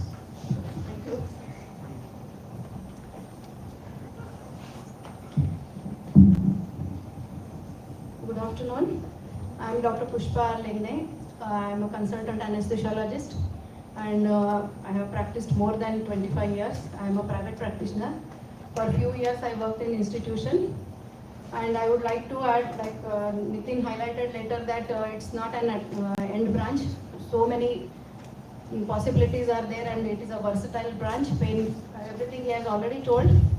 And like Dr. Manjunath said, if you are team up doing a teamwork, then it is not at all as stressful, and it is very challenging and very fruitful, and it's very satisfying branch, I feel. I am into private practice, and we have a group called Premier Anesthesia Care LLP. We are covering 10 hospitals. We are covering in ICUs and OTs also, and recently I joined Rangadore Hospital for teaching purpose. I'm a DNB teacher, and it got recognized even though I am a private practitioner. And we have students also, and like Dr. Amit said, we have to teach immediately to give spinal anesthesia or to give general anesthesia. Unless they do, you are not going to learn. And if you are doing in a team, it is very, very, very good. And we are, since I think more than 10 years it is, we are called perioperative physicians. And like Govind, he said, no interaction with the patient, it's not like that. We have to do pre-anesthesia checkup. Means where Relatively you are, lesser. you have Relatively lesser. to- Relatively. Make it a point. See, so many times we are called when the patient is lying on the table, but today it's not like that. We have to do in advance. We have to call the patient. Nowadays it is mandatory to have, according to WHO guidelines or NABH, it insists on we have to write date and time, and we have to do pre-anesthesia checkup. We have to plan for surgery. You have to have plan for surgery, and then you operate. Because if anything goes wrong, KMC calls us. Why did you do pre-anesthesia checkup? And we did not plan, we did not anticipate any difficulty, then it is in soup. And so some incidents I heard that some surgeon had some neurological problem and his family is in soup. So I am a president for IMA Bangalore South. I would suggest all of you to become a IMA member. They have very good family benefit fund plans. In case something happens to you, your family will be benefited. And they have very good professional indemnity also. Other insurance companies, you have to pay full premium every year. But here in IMA, they have made arrangements for 1 crore that you have to pay first time around 4,000 to 5,000. Later you have to pay less amount. Because if there is no mishap, then the money will be there only, that will be used. So it's a very good advantage. You may not be aware of it, that's why I'm telling. And anybody wants to become anesthetist, like Amit said, during COVID, they were the COVID warriors, means along with other specialities. And even before taking anesthesia, I wanted to become surgeon. But I felt that taking up anesthesia, I will be just pressing back. But when I did anesthesia, I'm very proud of my branch, and I feel proud to tell that I'm a successful anesthetist. A big round of applause for ma'am. Thank you, ma'am. Thank you for those words of wisdom. Moving on, let's invite Manju sir back into the playground. So what have been your experiences about taking up internal medicine, sir? So now we go into the medical branches. So internal medicine, I think, is not an end branch. So that's the first thing. Like, if you want to settle in a tier 2, tier 3 cities, is acceptable. But if you want to practice in a place like Bangalore or a metros, I think you want to go for the super specialty. So you will be completing 3 years, and then again one more entrance exam and another 3 years. So you should look at your family also, whether your family will be able to support you for your super specialty, or you should think of that after doing internal medicine or pediatrics, you want to settle down. Even you can settle down in Bangalore also. It doesn't mean that you can't practice in Bangalore. Definitely there is a role even in Bangalore also. We also want a very good physician, because if everyone does super specialty, who will be the physician who will have to take care? Because that is also a very, very important question. Now everybody feels that we have to do super specialty. I feel that everyone, if it is interested, can do. But internal medicine has also got immense opportunities in Bangalore. We have seen that there are so many vacancies for internal medicine. So I think it's your passion which will decide that whether you want to do a specialty or you will just have to finish with internal medicine or pediatrics. Very true, sir. Very true. In fact, I've been doing these surveys for the last 1.5 years, and internal medicine has bounced back, remarkably with COVID. After many,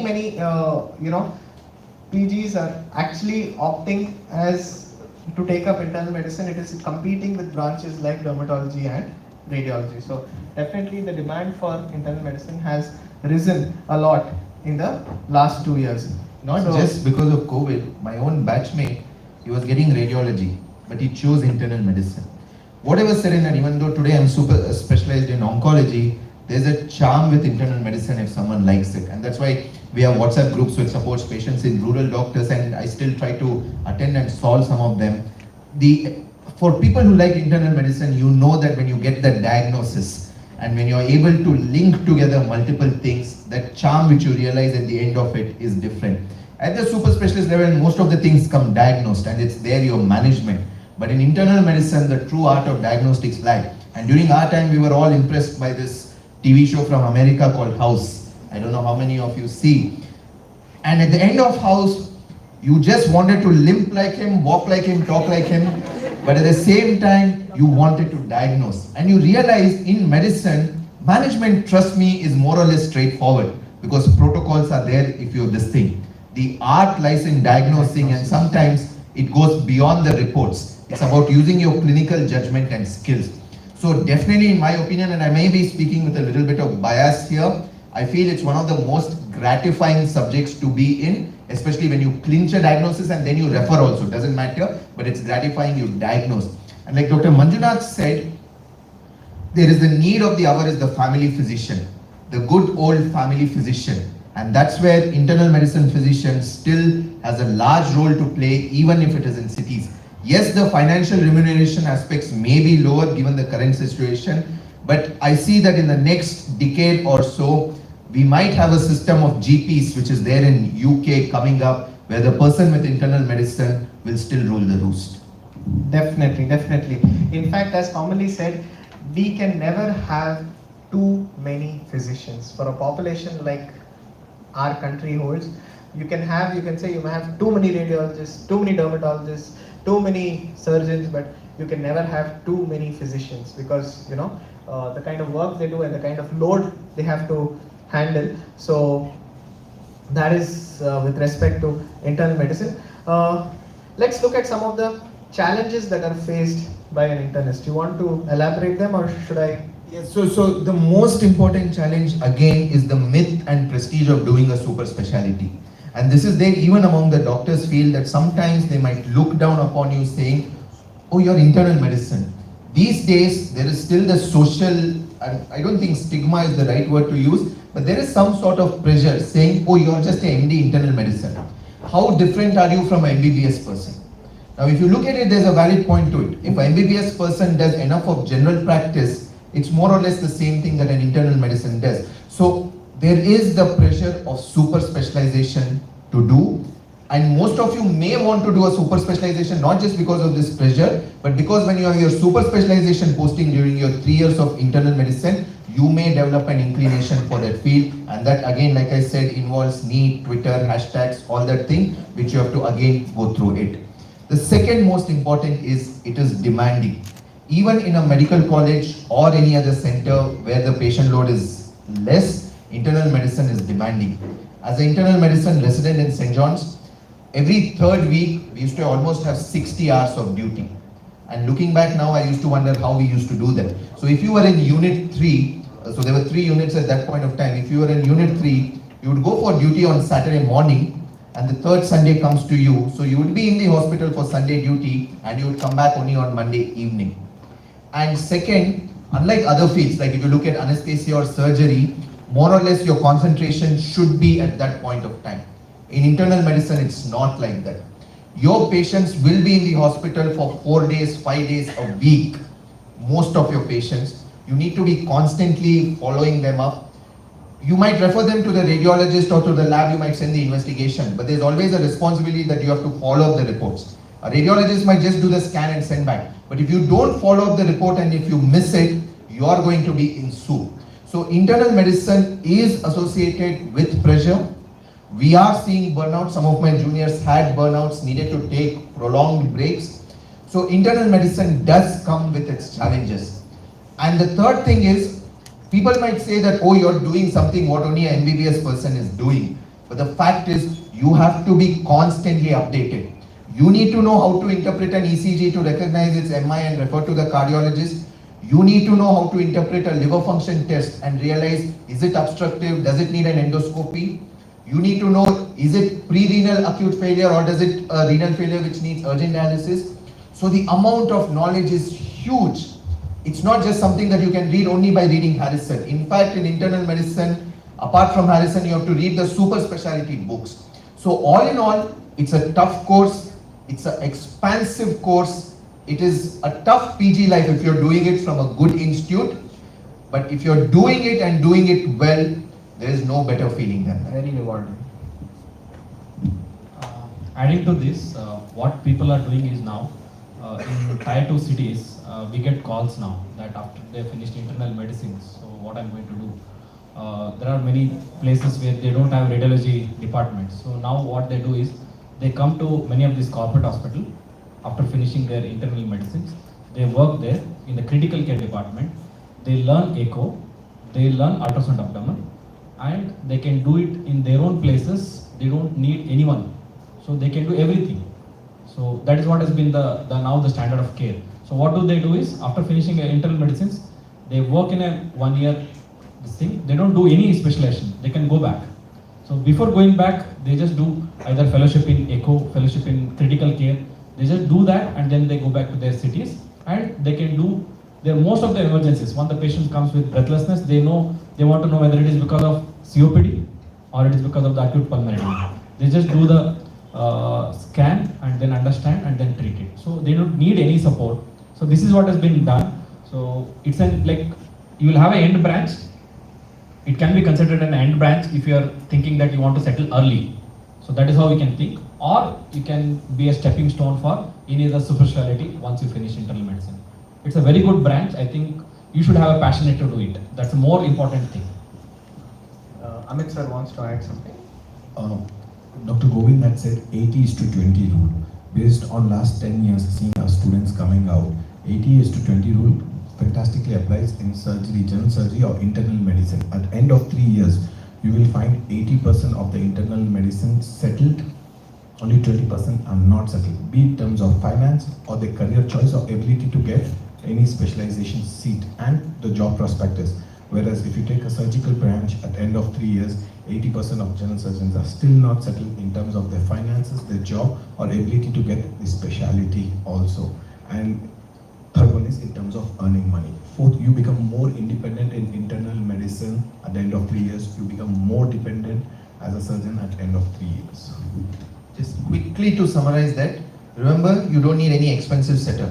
You can just practice in the room of your house also. With your stethoscope only. That's it. You just need a stethoscope and a BP machine to practice internal medicine. Patients who come to you may not give importance to the glitz and glamour. Some of us and all of us, I'm pretty sure, were going to family physicians who are practicing in those small clinics in Jainagar, Banchankri and all. And ultimately in internal medicine, you are the only one responsible for how many patients you get as such. And just very rightly, you become independent and financially. Your earnings might be less, but you will lead a comfortable life. It's a different matter if someone wants a BMW or a Mercedes, that's different. But to lead a content upper middle class life after internal medicine, you reach there faster. Definitely. In fact, today no physician, no doctor wants to come to anyone's house and look at a patient. You have an elderly grandpa, grandma who cannot come to the hospital often, and so there are various groups coming up where group of physicians actually visit houses to look after or to check patients who are not very mobile or who cannot come to the hospital every time. So there are a lot of avenues opening up. So moving on. Sorry, just telling when you talk of old people, if someone is interested in that, MD Geriatrics. Before we come to Pediatrics, MD Geriatrics offered by CMC Vellore, I think Madras Medical College and few other centers are coming, and I know that the list is not yet out, your roster of seats, but the DNB has also invited applications for DNB Geriatrics as such. DNB Geriatrics, very rewarding and upcoming field, almost like internal medicine, but you're looking at the elderly people and 60 plus. Choose it again, inquire about it, especially from institutes like CMC, Madras Medical College. Tremendous scope. Very, very, very, very rewarding, because today the population of India, average Indian is 25 years old. But looking at the next 20 years, the average Indian will only be getting older. By 2040, India will be an aging population and not a young population. So that time it's only the geriatricians who will rule the roast. So, geriatrics is definitely a branch to consider.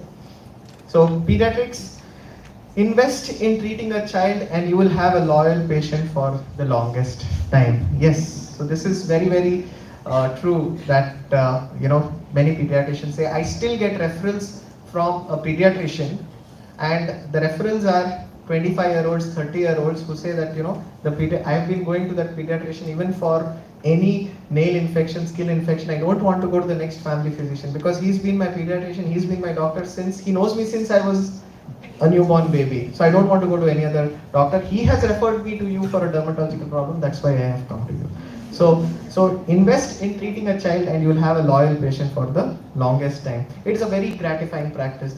It's a very beautiful, if you enjoy doing, or if you enjoy treating children, it's not just enjoy being with children, enjoy treating children. It is like veterinary medicine, like many people say, because children cannot speak for themselves. So if you enjoy doing pediatrics, then it's a very, very gratifying experience, because an adult gets hurt, an adult gets tummy ache, the tummy ache lasts for the entire day. He's upset, he has a sad face for the entire day. But when a child gets a tummy ache, it's only as long as the ache lasts. The minute the ache is gone, he's chirpy, he's running, he's playing the next moment. You can never, that's the beauty about treating children. So, very, very gratifying. It's no longer an end branch, lot of subspecialties are there. High scope for neonatal, perinatal medicine, lot of scope for research, and especially relevant to our population, since I said average age is 25, so all of them will be having children in the next 10 years. Okay, so definitely an upcoming branch, or rather a lucrative branch. Cons, it is definitely stressful, and it is not only about, for the pediatrician, it's not only about managing the child, it is about managing the child's parents and their anxieties and their questions. So there comes the stress. And working hours can be long, unpredictable. You may have to answer calls for the slightest of the problems, because as a parent, you'll definitely get impatient if your child is not feeling well. Quickly about pulmonary medicine, not very different from the other internal medicine branches, but pulmonary medicine, high in demand right now, post-COVID, end branch.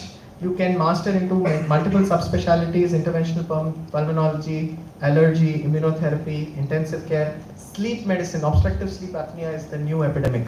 So sleep medicine, infectious diseases, lung transplant, and all of this is, upcoming. And since respiratory diseases are on the rise, with the rise in the global warming, population, and so on, with new infections coming in, so demand for pulmonologists is only going to increase. So again, the patient load is quite high, a lot of chronic diseases and long-term follow-ups. It's not like tinea cruris that comes and goes. You have asthma for years and years together. It's easy to run a clinic without too much investment, and even intervention-related instruments are not very expensive. Cons, you're in first line for exposure to all the infectious diseases, right from COVID to multi-drug resistant tuberculosis. And many times, pulmonologists argue when the internist or the physician can do what you do, what is special in what a pulmonologist does. So, about psychiatry, brain and mind are the final frontiers of science. There's this unlimited scope for research and new insights in this field. You get to work on the human side of illness, look at the psychosocial aspects of illness, and definitely very, very rewarding, intellectually rewarding, emotionally rewarding to see patients do well and make a difference in their lives. Psychiatry is inherently multidisciplinary, so a lot of collaborative teamwork is important. Being a dermatologist, where for a layperson or for just an MBBS student, dermatology and psychiatry may be two ends apart, but believe me, I refer so many of my patients to a psychiatrist because a lot of dermatological disorders or dermatological issues have a psychiatric bearing. So psychiatry is central to a lot of branches in the field of medicine. Also, there is a lot of unmet need and treatment gap, especially in this day and age. The number of psychiatry patients are very high, the number of psychiatry doctors are very less, so unmet need is huge, and there is a good work-life balance, no emergencies, no midnight calls in the field of psychiatry. Cons, of course, even one of my psychiatrist friend told me, very tough to find a spouse. Nobody somehow seems to want to marry a psychiatrist. It's just not the patients, but psychiatrists face a lot of stigma and discrimination from fellow physicians. May not be everyone's cup of tea because it requires a certain skill set and openness of mind. You know, you should know how to talk, you should know how to communicate, speak with your patients. And it can be emotionally draining at times to see so much suffering around you. Not many institutes breadth of psychiatry. And of course, for all the effort you put in as a psychiatrist, it may not be financially rewarding like other specialities. So before we come to more panel questions, I'll discuss OBG and dermatology, and then we'll come back to panel questions. OBG, easy, relatively easier to get, highly satisfying. If you were to ask me what would be my specialty if I did not want to take up dermatology, I would say OBG. I just loved delivering patients and giving the newborn child in the arms of the mother or the father. It's very, very gratifying, very, very satisfying. You know, so patients are really grateful for being with them through their entire journey of those 9 months. You can earn well, although it depends on the place where you practice and what is the competition. It is an end branch, but has scope for super specialization, including fertility, laparoscopy, maternal fetal medicine. So definitely, I mean to say, we are creating, with the amount of pollution, amount of global warming, and amount of development that's happening on the materialistic front, we are creating more and more poisons for ourselves in the community. And with more poisons, we are creating more infertile individuals. And therefore, fertility specialists have become, you know, very, very popular. Every area has 2 or 3 IVF centers. You know, so such is the demand. And therefore, again, it is a branch which has, you know, a lot of scope. Now, what are the cons? Unpredictability of time of working. You need to attend to the patient irrespective of what is the time of the day. It is difficult to balance work and life, and saturation in metro, so you have to specialize a little more. And it is highly prone for malpractice litigations. Medical legal litigations are high and definitely can get stressful. And let's come to my branch, dermatology. Good quality of life, and you can earn well at a younger age. No emergencies. It's a visual field. It requires skill. So I had never thought about this till I saw, my patients in the first week. You know, I was like, oh my God, everything revolves around how it looks in dermatology. If I don't look at the lesion properly, if I don't look at it 2 or 3 times, I may just be missing the diagnosis. And that's what my guide in CMC Vellore taught me. You know, look at the subtle signs. Look at a particular lesion. Look at how red it is. Look at how dark it is. Look at how purple it is. And look at how brown it is. And that will help you clinch the diagnosis. So the skill of a dermatologist revolves around how well he can identify a particular lesion. If you feel you are not a person who's good with colors, don't think about dermatology. Okay, so your visual skill set is very, very important. It has variety of opportunities, right from aesthetics, trichology, hair transplant, dermatosurgery, and I would say it has a great mix of consultations and procedures. I don't have to do the procedures like Amit sir has to do, yet I'm happy to do the procedures that I'm doing. So it has a good mix, and I think same thing even Manjunath sir will say. He has a good mix, as a cardiologist, good mix of, you know, the consultations that he has to do and the interventions that he has to do. So I think that is the need of, pick up a branch where, you know, which has a good mix of both. And you can set up an independent practice pretty fast. So I had a lot of dermatology friends who set up a practice soon after MD. I set up a practice 4 years after completing my MD. So what are the cons? You will be again dealing with chronic diseases. There is stiff competition from quacks and other specialists who want to become cosmetologists. Stiff competition. Why? It is skin and hair. Anyone and everyone wants to give advice on skin and hair. You are competing with someone's grandma who says apply oil on the hair, whereas I am, as a doctor, is saying don't apply oil on your hair, you have dandruff. My Ajji told you have to apply oil on the hair. You know, so I am competing with someone's Ajji as far as professional advice is concerned. Then some don't see it very different from beauticians. My father, when I was doing chemical field for my mother, and my dad says, hey, you have taken a beauty parlor job also. So, you know, that is how some people look at it and you may be ridiculed for it. And then there is also this new thing called Google Lens. You can point your lens at any disease, at any lesion, and it will give you the list of possible diagnoses it is. So there is some risk of artificial intelligence taking over it, but believe me, no lens can identify colors as beautiful as the human eye can do. So artificial intelligence cannot replace the human brain. Okay, so let's discuss, go into the next aspect. We have discussed specialities, we have discussed how to choose a branch. Now a more practical question: should I choose a specialty over the college? We are running about 20 minutes late. I hope you are still interested in the webinar. Can I get a yes or a no? Yes. Can I get a louder yes? Yes. Cool, so I'll continue. So specialty versus college. What is more? Let's ask them what they think they would give preference to with show of hands. How many of you would choose a specialty over college? Raise your hands.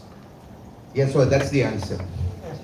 So you would always choose specialty over college, because ultimately, again, as we have highlighted, and that's become a redundant theme, it's ultimately what you're doing for the next 20 years. When after you choose a specialty, yes, choosing between colleges matter, but in today's world where you have access to so many things online, especially in the medical fields as compared to the surgical fields is there, the role of the college also may be slightly diminishing, but definitely when you have to answer, you guys have already given the answer. Yes, Amit sir. He should not scold me later. No, The opinion is other ways. If you're taking medical specialty, Nitin is perfectly right, Dr. Nitin. If you're taking surgical specialty, I've already stood in my past ground also where they dislike me. If you go to a third class college, you cannot become a fantastic surgeon. We had to struggle for 10 years. We have worked in the same college. I took 3 years to enter to get it, because as I said, no, medicine they'll all share. Surgery, you should have somebody who will teach you a good. So if you all of you all know from which colleges you have come, and you know when there are no patients, you take a seat, 20 surgeons come out, no 20 patients. What is the use of you becoming a surgeon? There are people who say, I'm onco surgeon, plastic surgeon, and when we ask the name of a college, where you work, what you do, we know nothing, there's no material. A physician can learn. Surgeons require a good backup, you require good skills, you require good setup. So many hospitals don't even have a laparoscopy in some of the remote area. So if you ask me, in a surgical specialty, if you take, always look at the college which you say what is the volume and how good the repute in the market, then you take a call. Otherwise, again, after coming back, you'll have to do super specialization, and now something called Duper also has come, because people get cardiothoracic, they still can't do a bypass, so they have to go somewhere else and learn and come. So specialty versus college is a combo which I would say in surgical branch. I think what Sir said is absolutely correct. So in medical branches, I think you can do anywhere, and you want any help, I think you will get it from internet or your own like 1 year experience post your MD medicine. You want to work in a high volume center, you will have a better experience. But for surgery, definitely I think you should choose a very good college. You should know that they will give you how many surgeries. Like when I chose my cardiology, I had to ask that how many angiogram I'm going to get before I finish my angioplasties or pacemakers. So this is very, very important. So experience in that college matters. So definitely first is specialization, like what you have chosen is very important, and then choosing the colleges. That is also very second important thing. Yes, thank you, sir. Secondly, what does this picture mean to you?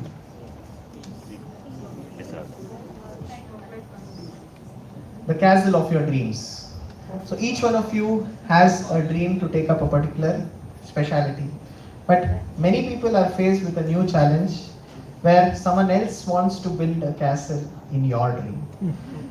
So you have your parents, you have your peers, you have your spouse wanting to, influence you to choose your branch. I think we have already discussed this enough, but just to make this very clear, please take the decision of choosing your branch. Let the decision be yours. That is very, very, very important. So that even if you regret that decision, you can blame yourself and not blame some other person. At least you will not hate your father for forcing you to taking up surgery if you didn't like the branch or you did not perform well.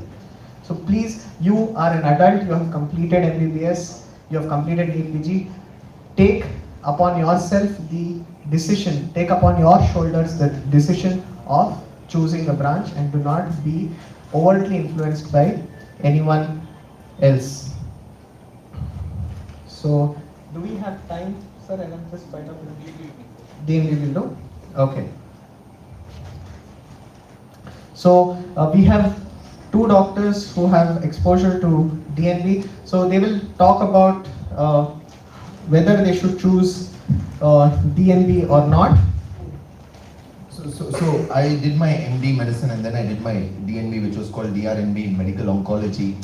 And again, I would echo back what Dr. Amit said, that when choosing DNB for medical specialties, you're more or less okay, because most of them have decent load as such, and you're not really involved in skill base. And you can attend the courses in MD college, you can attend online, up to date, whatever.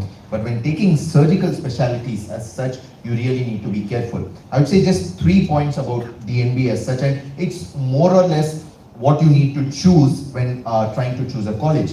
Number 1 point is, do you have the opportunity to take decisions in your training in your final year? It's only when you're starting to take those independent decisions under supervision will you start learning. That is very important. More than volume of cases, do you have enough variety of cases in the department that comes to? Because you need to see something of everything. There's no point in seeing 100 appendix cases. You need to see those which come with perforation, even if it is 2-3 which come with perforation, 2-3, it's the variety that you see.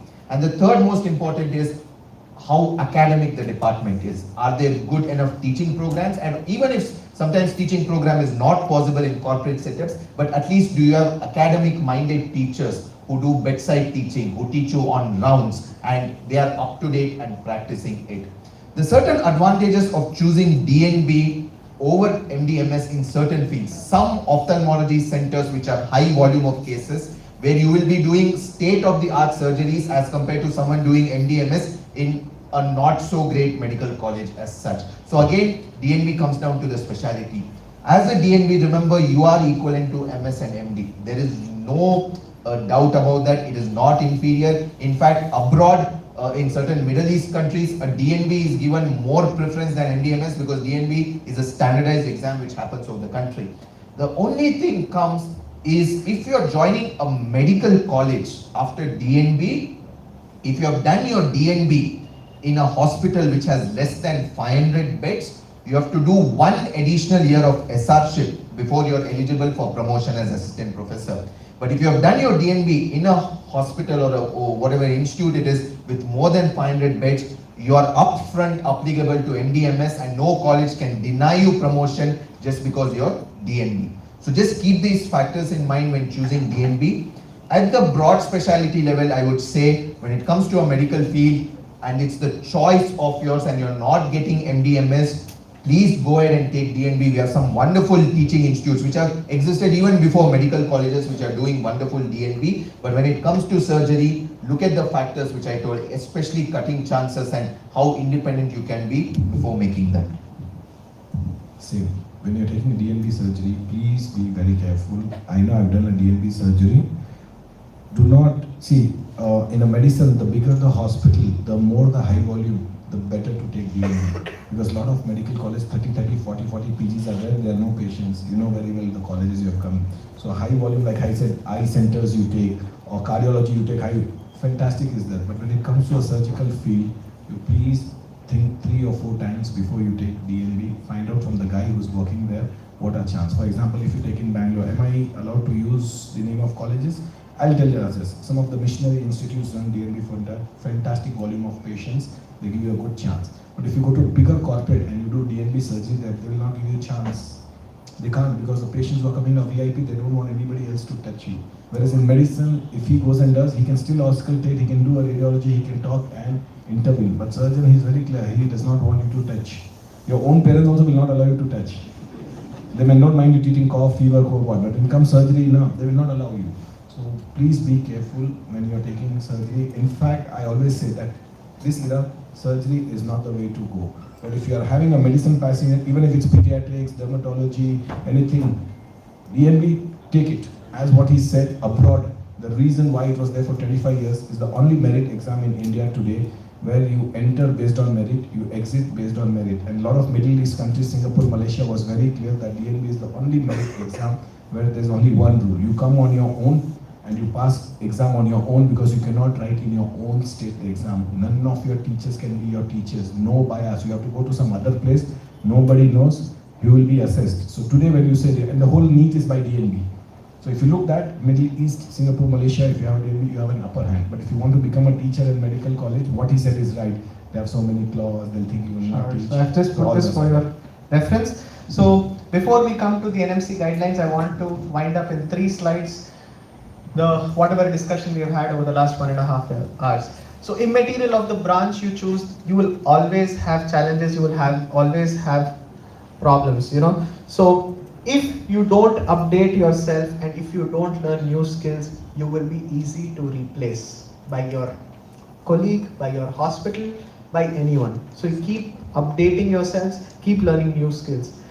Also, demand-supply ratio is going to change dramatically in a few years. More and more doctors are passing out, more and more specialists are coming out. There is gradual saturation in metros. You may need an extra degree or extra training if you want to establish yourself in a big city. And at some point in time in every field, earnings will come to a ceiling point. Okay? So again, whether it's a medical branch, whether it's a surgical branch, there will be pros and cons. See whether it's a pro for you or a con for you. A pro for me may be a con for you. An advantage for me may be a disadvantage for you. So look in your own scenario. You can, especially if it's a non-surgical branch, you can decide how busy you want to be. Whether you want to freelance, whether you want to be a part of a corporate, whether you want to take too much stress, or whether earning more is your primary motive. So in concluding remarks, choosing a branch is like getting married. Sorry, Govind, just 1 minute. I think due to paucity of time, we didn't touch upon one set, and that's the pre and paraclinical things. You can still take it if you like it. You can have a very good quality of life by being in a medical college, but choose to do it in centers which are very good, which are medical colleges with a long-standing history, which have research advantage. When you're doing pre and paraclinical, you have to be in a place which does a good research background and which are doing the latest things. If someone wants to take pathology as such, be in a center where you have wide variety of cases, oncology, surgical, gynae onco cases, so that you are exposed to everything. If you're doing pharmacology or physiology, be in a center which has a lot of research, because when you come out, your placement, now this is only one area where we talk of placement in the medical industry or the medical healthcare system. If you do pharmacology and physiology, your placement will be good in big pharma companies with tremendous earning, and you can start earning better than clinicians if you do pharmacology sometimes, but you need to do it from a very good place and a lot of research focus. And again, after COVID pandemic, community medicine, being involved in WHO, health policies, state advisory governments is picking up. If you have a passion to be out in the field and to travel, community medicine is one more thing. Thank you, Nitin, for touching upon the slides I skipped. Many doctors, they want to know about some new upcoming branches, for example, nuclear medicine, palliative medicine, sport medicine. So do you want to throw some light on such branches, 4-5 branches which are... So sports medicine, I have a very good friend of mine who did his MBBS from Bangalore Medical College with me, and he took up sports medicine course, and now he is the team doctor for Kings 11 Punjab. You know, so definitely it's a good branch to take up. So he in fact was an international level swimmer to start off with, so he had that inclination towards sports. So if you're a person who's into sports and wants to pursue sports medicine, I can definitely give you his contact and you can get in touch with him. So one more thing is, which is very upcoming, is emergency medicine.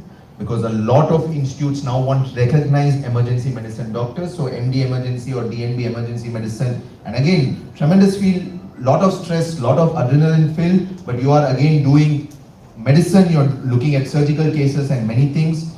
You have MD nuclear medicine. Nuclear medicine is different from radiology.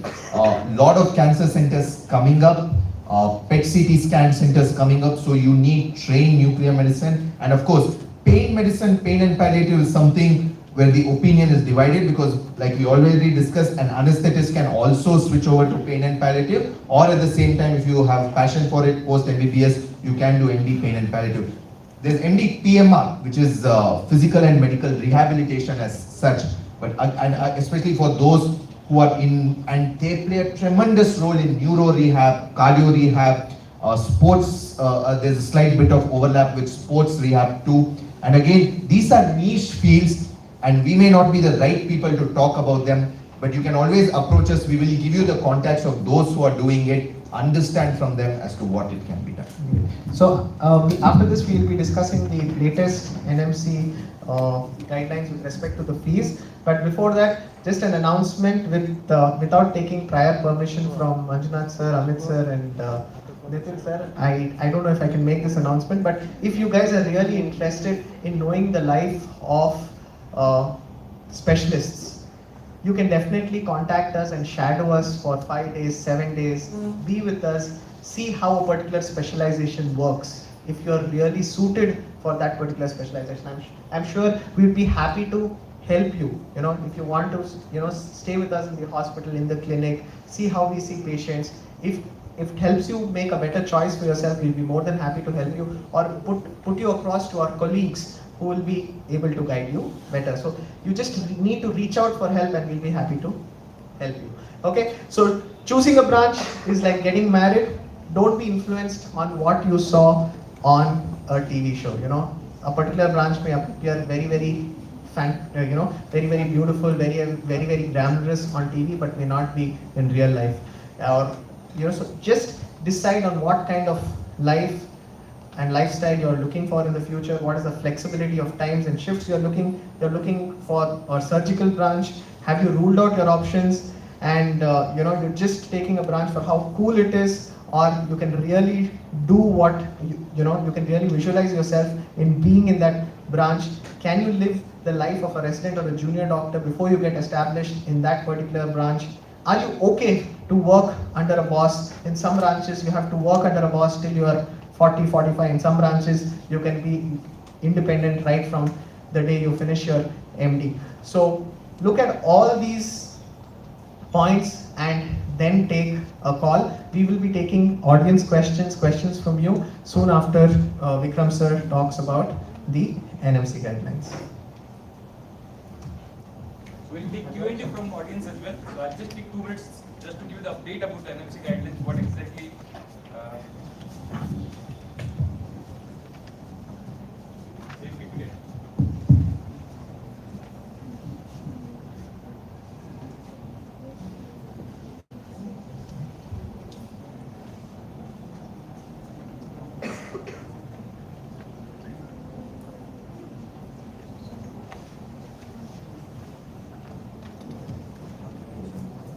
So, as you all know, NMC has released one guidelines on 3rd Feb, right?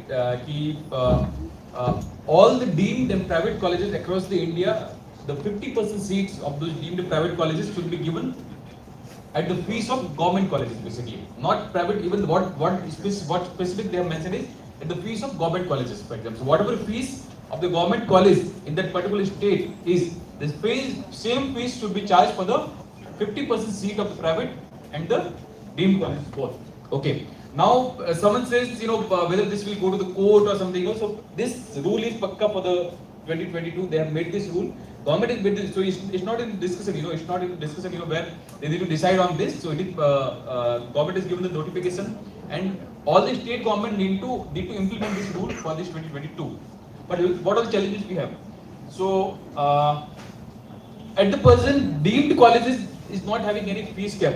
Deemed colleges, they have right to decide their own fee structure. For example, if we see the clinical branches fee structure for now, so it starts from 18 lakh rupees per annum and it goes up to 60-65 lakh rupees per annum, depend upon branch to branch.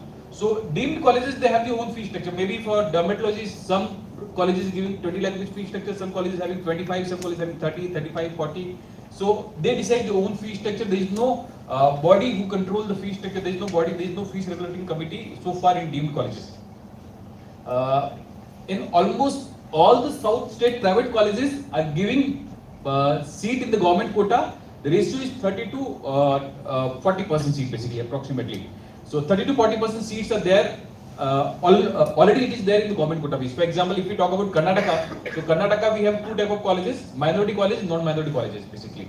So if I talk about minority colleges, they are giving some 20% seat, and non-minority colleges are giving 33% seat with government quota. Fees is 7 lakh rupees per annum.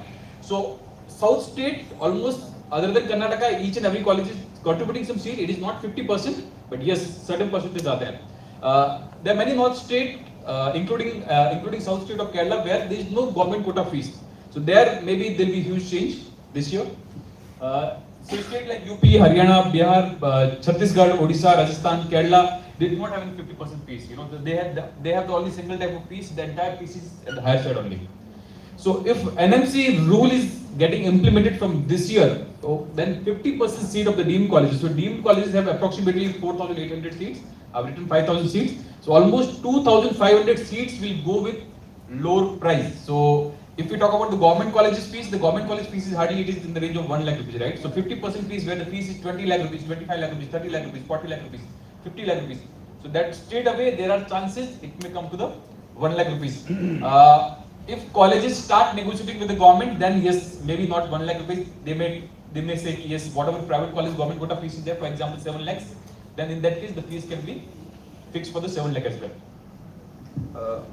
Okay, but we have some challenges basically. You know, deemed colleges were not having any reservations so far. If I talk about reservations was there only in the government colleges or the private college government seat.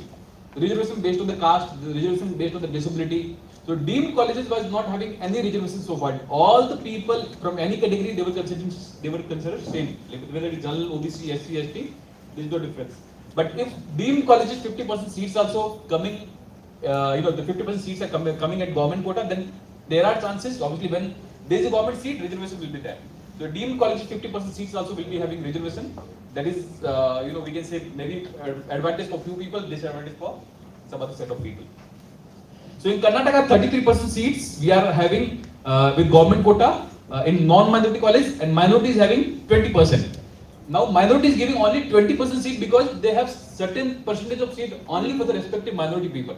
So if this rules comes in the picture when they say 50% you need to give in government quota, then definitely I think there will be a big fight in minority colleges as well, because then how many percent of seat they'll be able to give to minority people. So all the minority colleges, for example, Muslim minority, Christian minority, Tamil minority, Telugu minority, Tulu minority basically. So all these colleges, because they have some this reservation from very long time, government has some memorandum, they have some laws, so it is not possible to change these laws, in such a short time. Now, there is no clear-cut communication from the NMC to all the state governments. For example, just few days back, one meeting was there. So, even it was in media as well, so Karnataka Private Colleges Association, they had a meeting and they said, we are fine with 50% seats to give in government quota, but we want the fees to increase. They are saying at the present the fees is 7 lakh rupees, but we want, okay, not an issue, we have some 33% seat, 33 to 50% we'll make it, but the fees should be increased. So it should be increased, maybe right now it is 7 lakhs, so it should be increased to 10 lakhs, 11 lakhs or 12 lakh rupees. But if their fees is in the range of 10 lakh, 12 lakh, then it is not a government quota fees, right? It is, anyway it is high. So private colleges and deemed colleges, they may go to the court. Karnataka state government, they have agreed, Karnataka private colleges, they have agreed for this.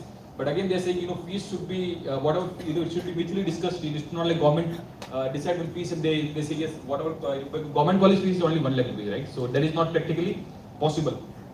So there is no clear-cut guidelines from the NMC. NMC has said, yes, 50% fees should be, 50% seats should be given at government quota, but whether, who will be the deciding authority, every state has one fees regulating committee, whether the same committee will work on this, or NMC will make one new committee.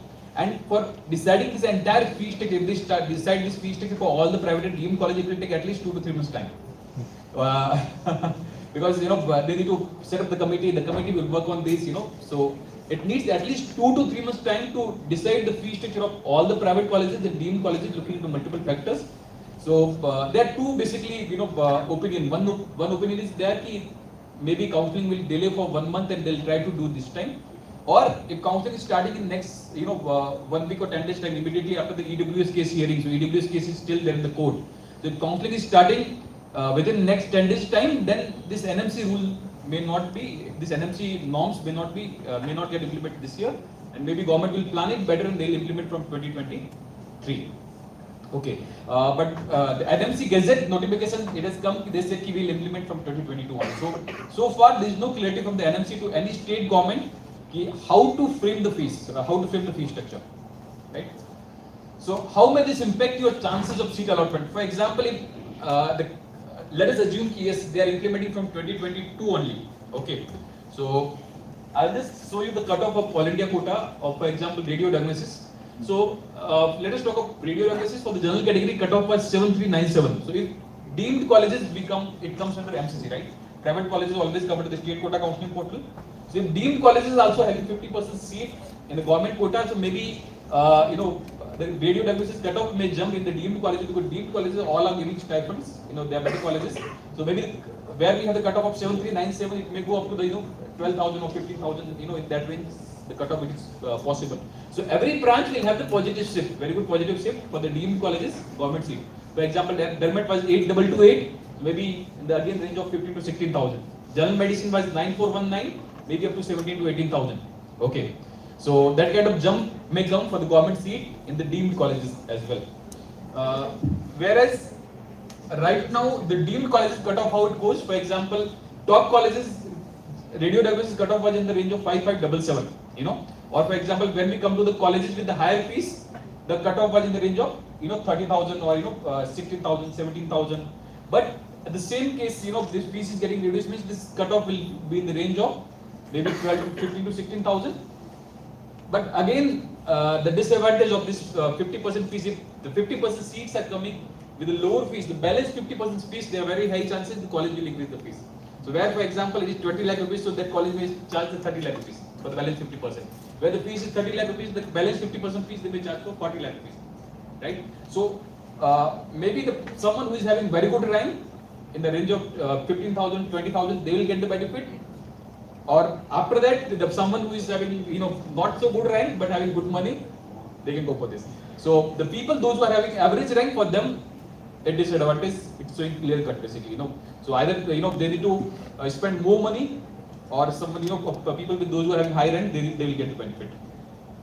So if I talk about the deemed colleges cutoff shifting, from past 2 years there was a very minimal shifting. For example, deemed colleges generally most of the seats will get filled in first round. And second round, we can see some of the, there will be hardly shifting of 1 or 2,000 rank. The shifting of cutoff in deemed colleges in round 2 was very, very less. But whereas this rule is coming means, for example, round 1 only most of the government seats, generally, for example, they will get filled. And the same will have the impact on the state quota cutoff as well. Because state quota, how it was, generally MCC round 1 will work, then state quota round 1 will work. So people will take the seats in MCC round 1, the same set of people, generally they were taking the seats in state quota round 1 as well. Okay. And this better chances of getting a seat will start always from the round 2, because when it comes to the MCC round 2, people will be more careful because they have the security deposit. If they get a seat and they do not take it, then money will get forfeit. And when it comes to the state quota round 2, people, only those who are not holding a seat, they can participate, because MCC round 1 and round 2 people, those who have joined, they cannot participate. So generally chances of getting a better seat comes in round 2. So if this NMC rules comes in picture, the entire dynamic, basically the all last year's data will not play the role. So you need to be very careful while doing the option entry, while selecting a college. Basically, there will be two different type of fee structure, right? How the seats are getting divided, how the reservation is going to work, basically in the state government and the MCC, and accordingly you need to plan your counseling. So if we simply look at the last year's data and we plan our counseling, if this new rules comes, then that is not going to work. So I think maybe next 10 to 15 days there should be clarity, because almost we have 1.5 months time after the result is declared.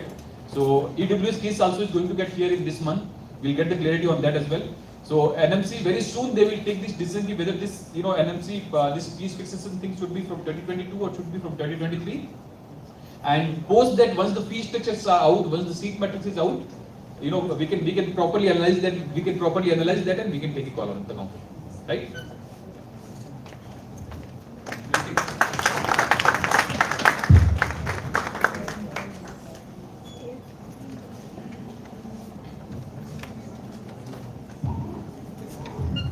Fine. So coming to the most awaited part of the session.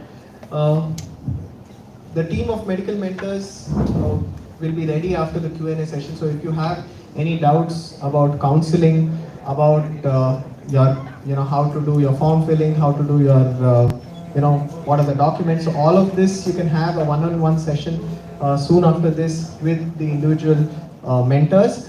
And now you have our esteemed panelists who are ready to answer your questions. So Dhanraj, you would assist me on the floor for questions. So those who have questions to ask to me or to the panelists can please go ahead. Anyone with questions, doubts? Yes. Hello everyone, good afternoon doctors. So I'm interested in taking DNB 6-year course if it's neurosurgery or cardiac surgery. So can you hear me? Yes, you can. You can hear me. So I got a good rank, so I'll be getting in some of the good institutions. So I was wondering, considering cardiac surgery, some of my fellow PGs and some of my fellow friends, colleagues and postgraduates were telling that all the interventional cardiologists are doing all the CTVS procedures. So what's the scope of being a cardiac surgeon, especially if you graduate from Narayana Hridayalaya? And also the stress life, like how do you cope with stress being a super specialist surgeon? And how do you manage the personal life, like your family time and all that? I think super specialty has got a long learning curve. Okay, you will be spending a lot of time, you'll be assisting the main surgeon. It will take long term settlement. Like you will finish by 30 years, 29, 30 years your CTVS surgery, and probably you will become independent after 45 years. So there's a long learning curve. So nobody will give you the lead role in your initial phase. So you'll be under somebody. You will get a good money. There is nothing, but your recognition will come after 45 years. So it will take long curve. And so you can be brutally honest, like which is better, so like neurosurgery or cardiac surgery in today's world? Like I'm interested in both, be it neurocardiac. See, it's your passion. That should be your this thing. Every branch has got its own advantages and disadvantages. Neurosurgery, you can go to a second tier city and start practicing. Cardiothoracic surgery, no, as of now. It will be done in like Bangalore or like Hubli or Mangalore now at present. If you go to Raichur, Bidar, you don't have a cardiothoracic surgeon as of now. Maybe it will change because over a period of time what happens is now we have a cath labs in all the cities in districts in Karnataka, all the districts. The reason is 10 years back it was not there. So now all the cardiologists, interventional cardiologists are available. So once the interventional cardiologists are available, the next thing they will think is why can't we do bypass surgery in such places? It will change. The scenarios will change, but you should have your own passion. Like you are passionate in neurosurgery, you will this thing. Every branch will have fruitfulness. You should have passion in that. You will settle. You will get money even after you are finishing cardiothoracic surgery. You will get money. It doesn't mean. But only thing is that it's a long learning curve. Even neurosurgery, you can practice immediately after that. But compared to neurosurgery, CTVS surgery, it will take a little bit more long-term learning curve. And you becoming the lead cardiothoracic surgeon, it will take time. And considering if I take the 6-year course, will I be offered more benefits compared to the person who's done the 3-year MCH or DNB course, like the job wise and all? No, corporate does not give that difference. It remains the same whatever 10 or 15 years. Because at the end of the day, they see you have a DNB or MCH. What is in between, they will not look at it. Given an option of cardiothoracic and neurosurgery, if you are passionate more for cardiothoracic, go for CTVS. What sir said is right, one of the longest learning curve, but yes, you will get a good money. The only plus point over a neurosurgery of what a cardiothoracic can get is life-saving. A lot of neurosurgery patients will be on ventilator and coma, so you may not get life. There is one more plus point of cardiothoracic. Thoracic surgery is becoming an independent class. So after CTVS, a lot of people are learning today laparoscopic thoracoscopy, and that is making a new money. So you don't have to just be a cardiac surgeon. Okay, a lot of people are now trying to shift to thoracic surgery also. In that, they're learning video laparoscopy, and that's the reason by learning them videoscopy, they're trying to even do other surgeries like laparoscopic esophageectomy and all. But what sir says is one of the longest learning curve is that. And if you want to settle in Bangalore and Karnataka, think 3 times. Highest number of medical college, highest number of cardiothoracic seat, highest number of cardiac, everything is here only. But what sir said, if you're looking beyond if you're looking at going northeast, if you're going at Odisha, somewhere else, you will make trouble, you'll be the highest earner. So place, time, saturation, you have to equate everything. Sorry, sir, last question. Sorry. We'll take more questions. You can speak to. We will speak to us towards the end of individually. No, I just wanted yeah. to know the top institutions for cardiac and neurosurgery in Bangalore. So obviously for MCH you have Jaideva as such. I think DNB 6-year course is only in Narayana Hridayalaya, and of course I think Satya Sai Hospital in Whitefield. So these are only the things which are offering. So if you want to contact us individually, you can definitely get in touch with the medical mentor team, and they will give you my number, or my email address is govindmittal@gmail.com, and I will connect you with specialists you want me to connect you to, and you can definitely contact them. govindmittal@gmail.com. Okay. Any more questions we have from the audience? Hello, sir. I'm very passionate about surgical branches, actually general surgery. So I have a fairly good chance of getting into all the government medical college in Karnataka. So I wanted to know, how would I choose a college? Like, see, for example, few of them have advised me not to take DMC, few of the seniors, and few of them are like, DMC, you get a lot of cases, but hands-on is compared to other medical colleges like Mysore Medical College or BIMS Bellary. So I'd like to know how to choose, because I get various opinions from the people studying that. So I'd like to know how exactly should I choose my college. Putting me in dilemma and making me putting all these fellows will meet in surgical society and they'll stop reading my work. Your seniors are right. So I would say speak to more people from their colleges. Whatever opinions you get, whenever you have to take a decision, please practice this thing, put it on paper. Unless and until you put all the opinions on paper, put pros on one side, put cons on one side, and then balance it out. Or else, once opinions are only in there in your mind, you will tend to stick on to the latest opinion or the last opinion. Once you put it more objectively on paper, can you make more objective decisions? And the team of medical mentors has actually interviewed a lot of students passing out from various colleges, which talks about those colleges. Go to the YouTube channel, go and look at so there's something called Know Your College Before You Choose. Yes, so you have that option to identify the ratings of the colleges branch-wise and all the details. I have ratings of their hostel facilities and so on and so forth. So you can get all these information from the team of medical mentors and from our YouTube channel as well.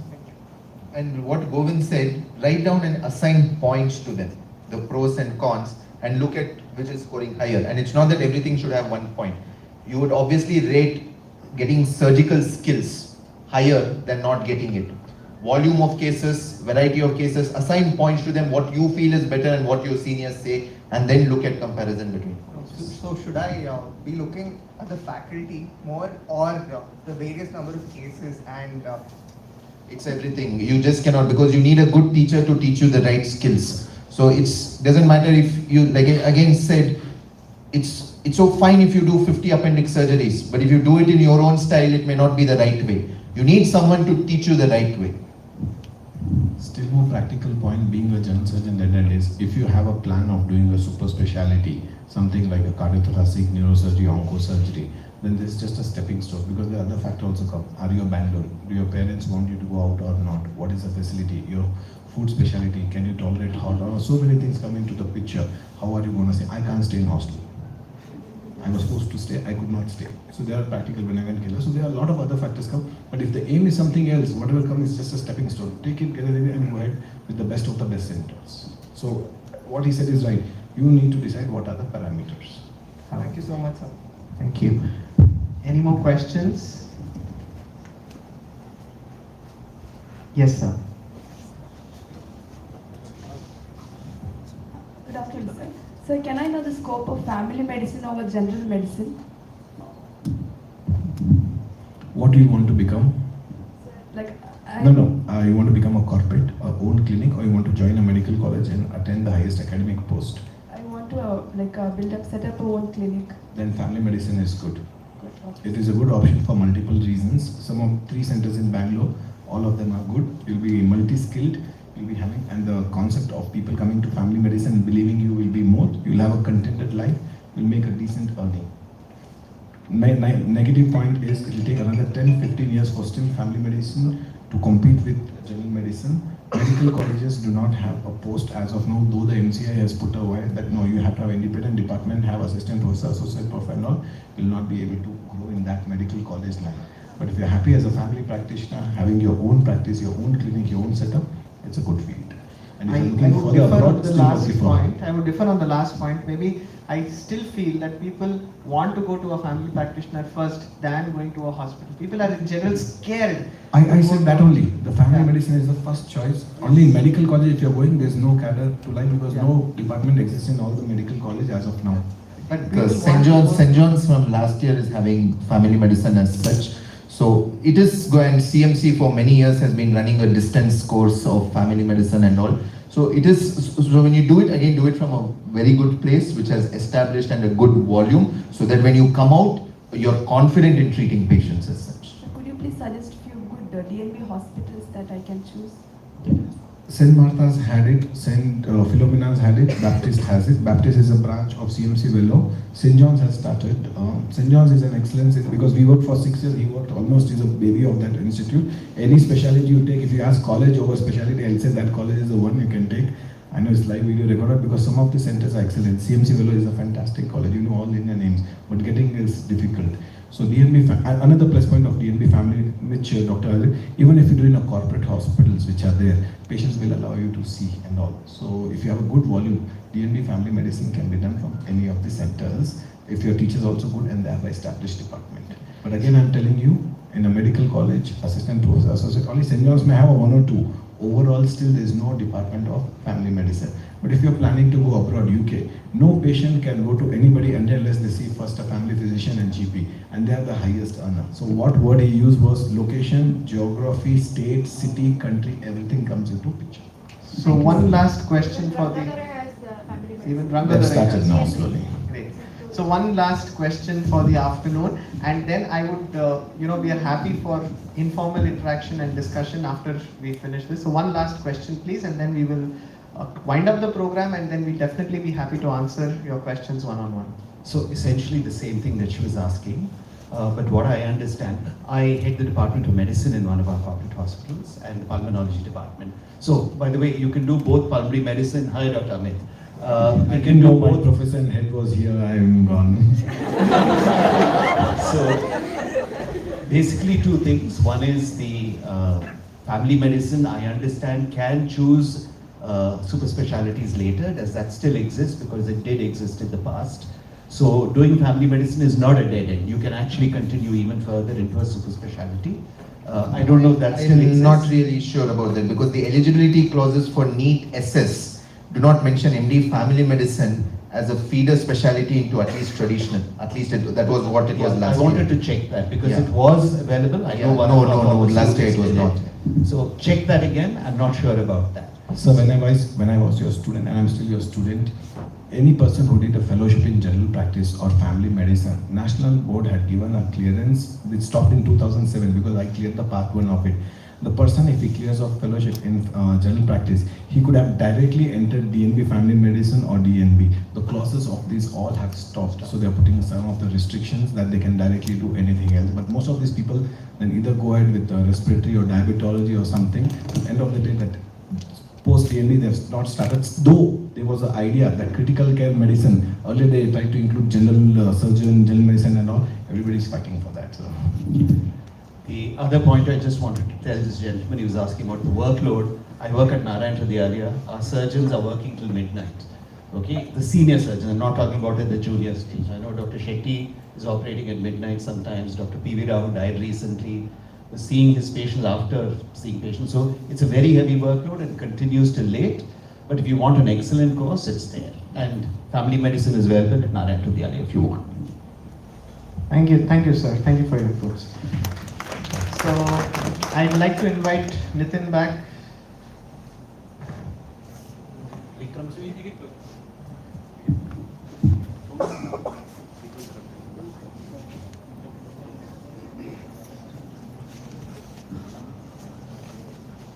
Okay, So Nitin is already busy with the one-to-one interactions. So with this, we wind up the program for today. Those who want to have more detailed understanding about the counseling process can get in touch for a one-to-one session with our mentors just in the neighboring building. You just have to come down and go to the first floor and second floor of the neighboring building, so you can have a live one-to-one session with our team of medical mentors.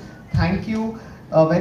I extend a heartfelt gratitude to my fellow colleagues, my friends, for having braved good 4 hours on a Sunday, missing time with their family. Sunday is something that all of us look out for as professionals. So thank you so much for accepting my invitation to be a part of this panel discussion. I hope all of you were benefited with the time spent or time well spent in the last 2 to 3 hours. Thank you, Manjunath sir. Thank you, Dr. Nitin, and thank you, Amit sir. Thank you one and all for being a part of this seminar, and thank you to all those who joined us on the online platform, on the webinar platform. Thank you one and all, and wishing you all the very best and good luck to get your dream medical branch in your dream college. Good luck and take care.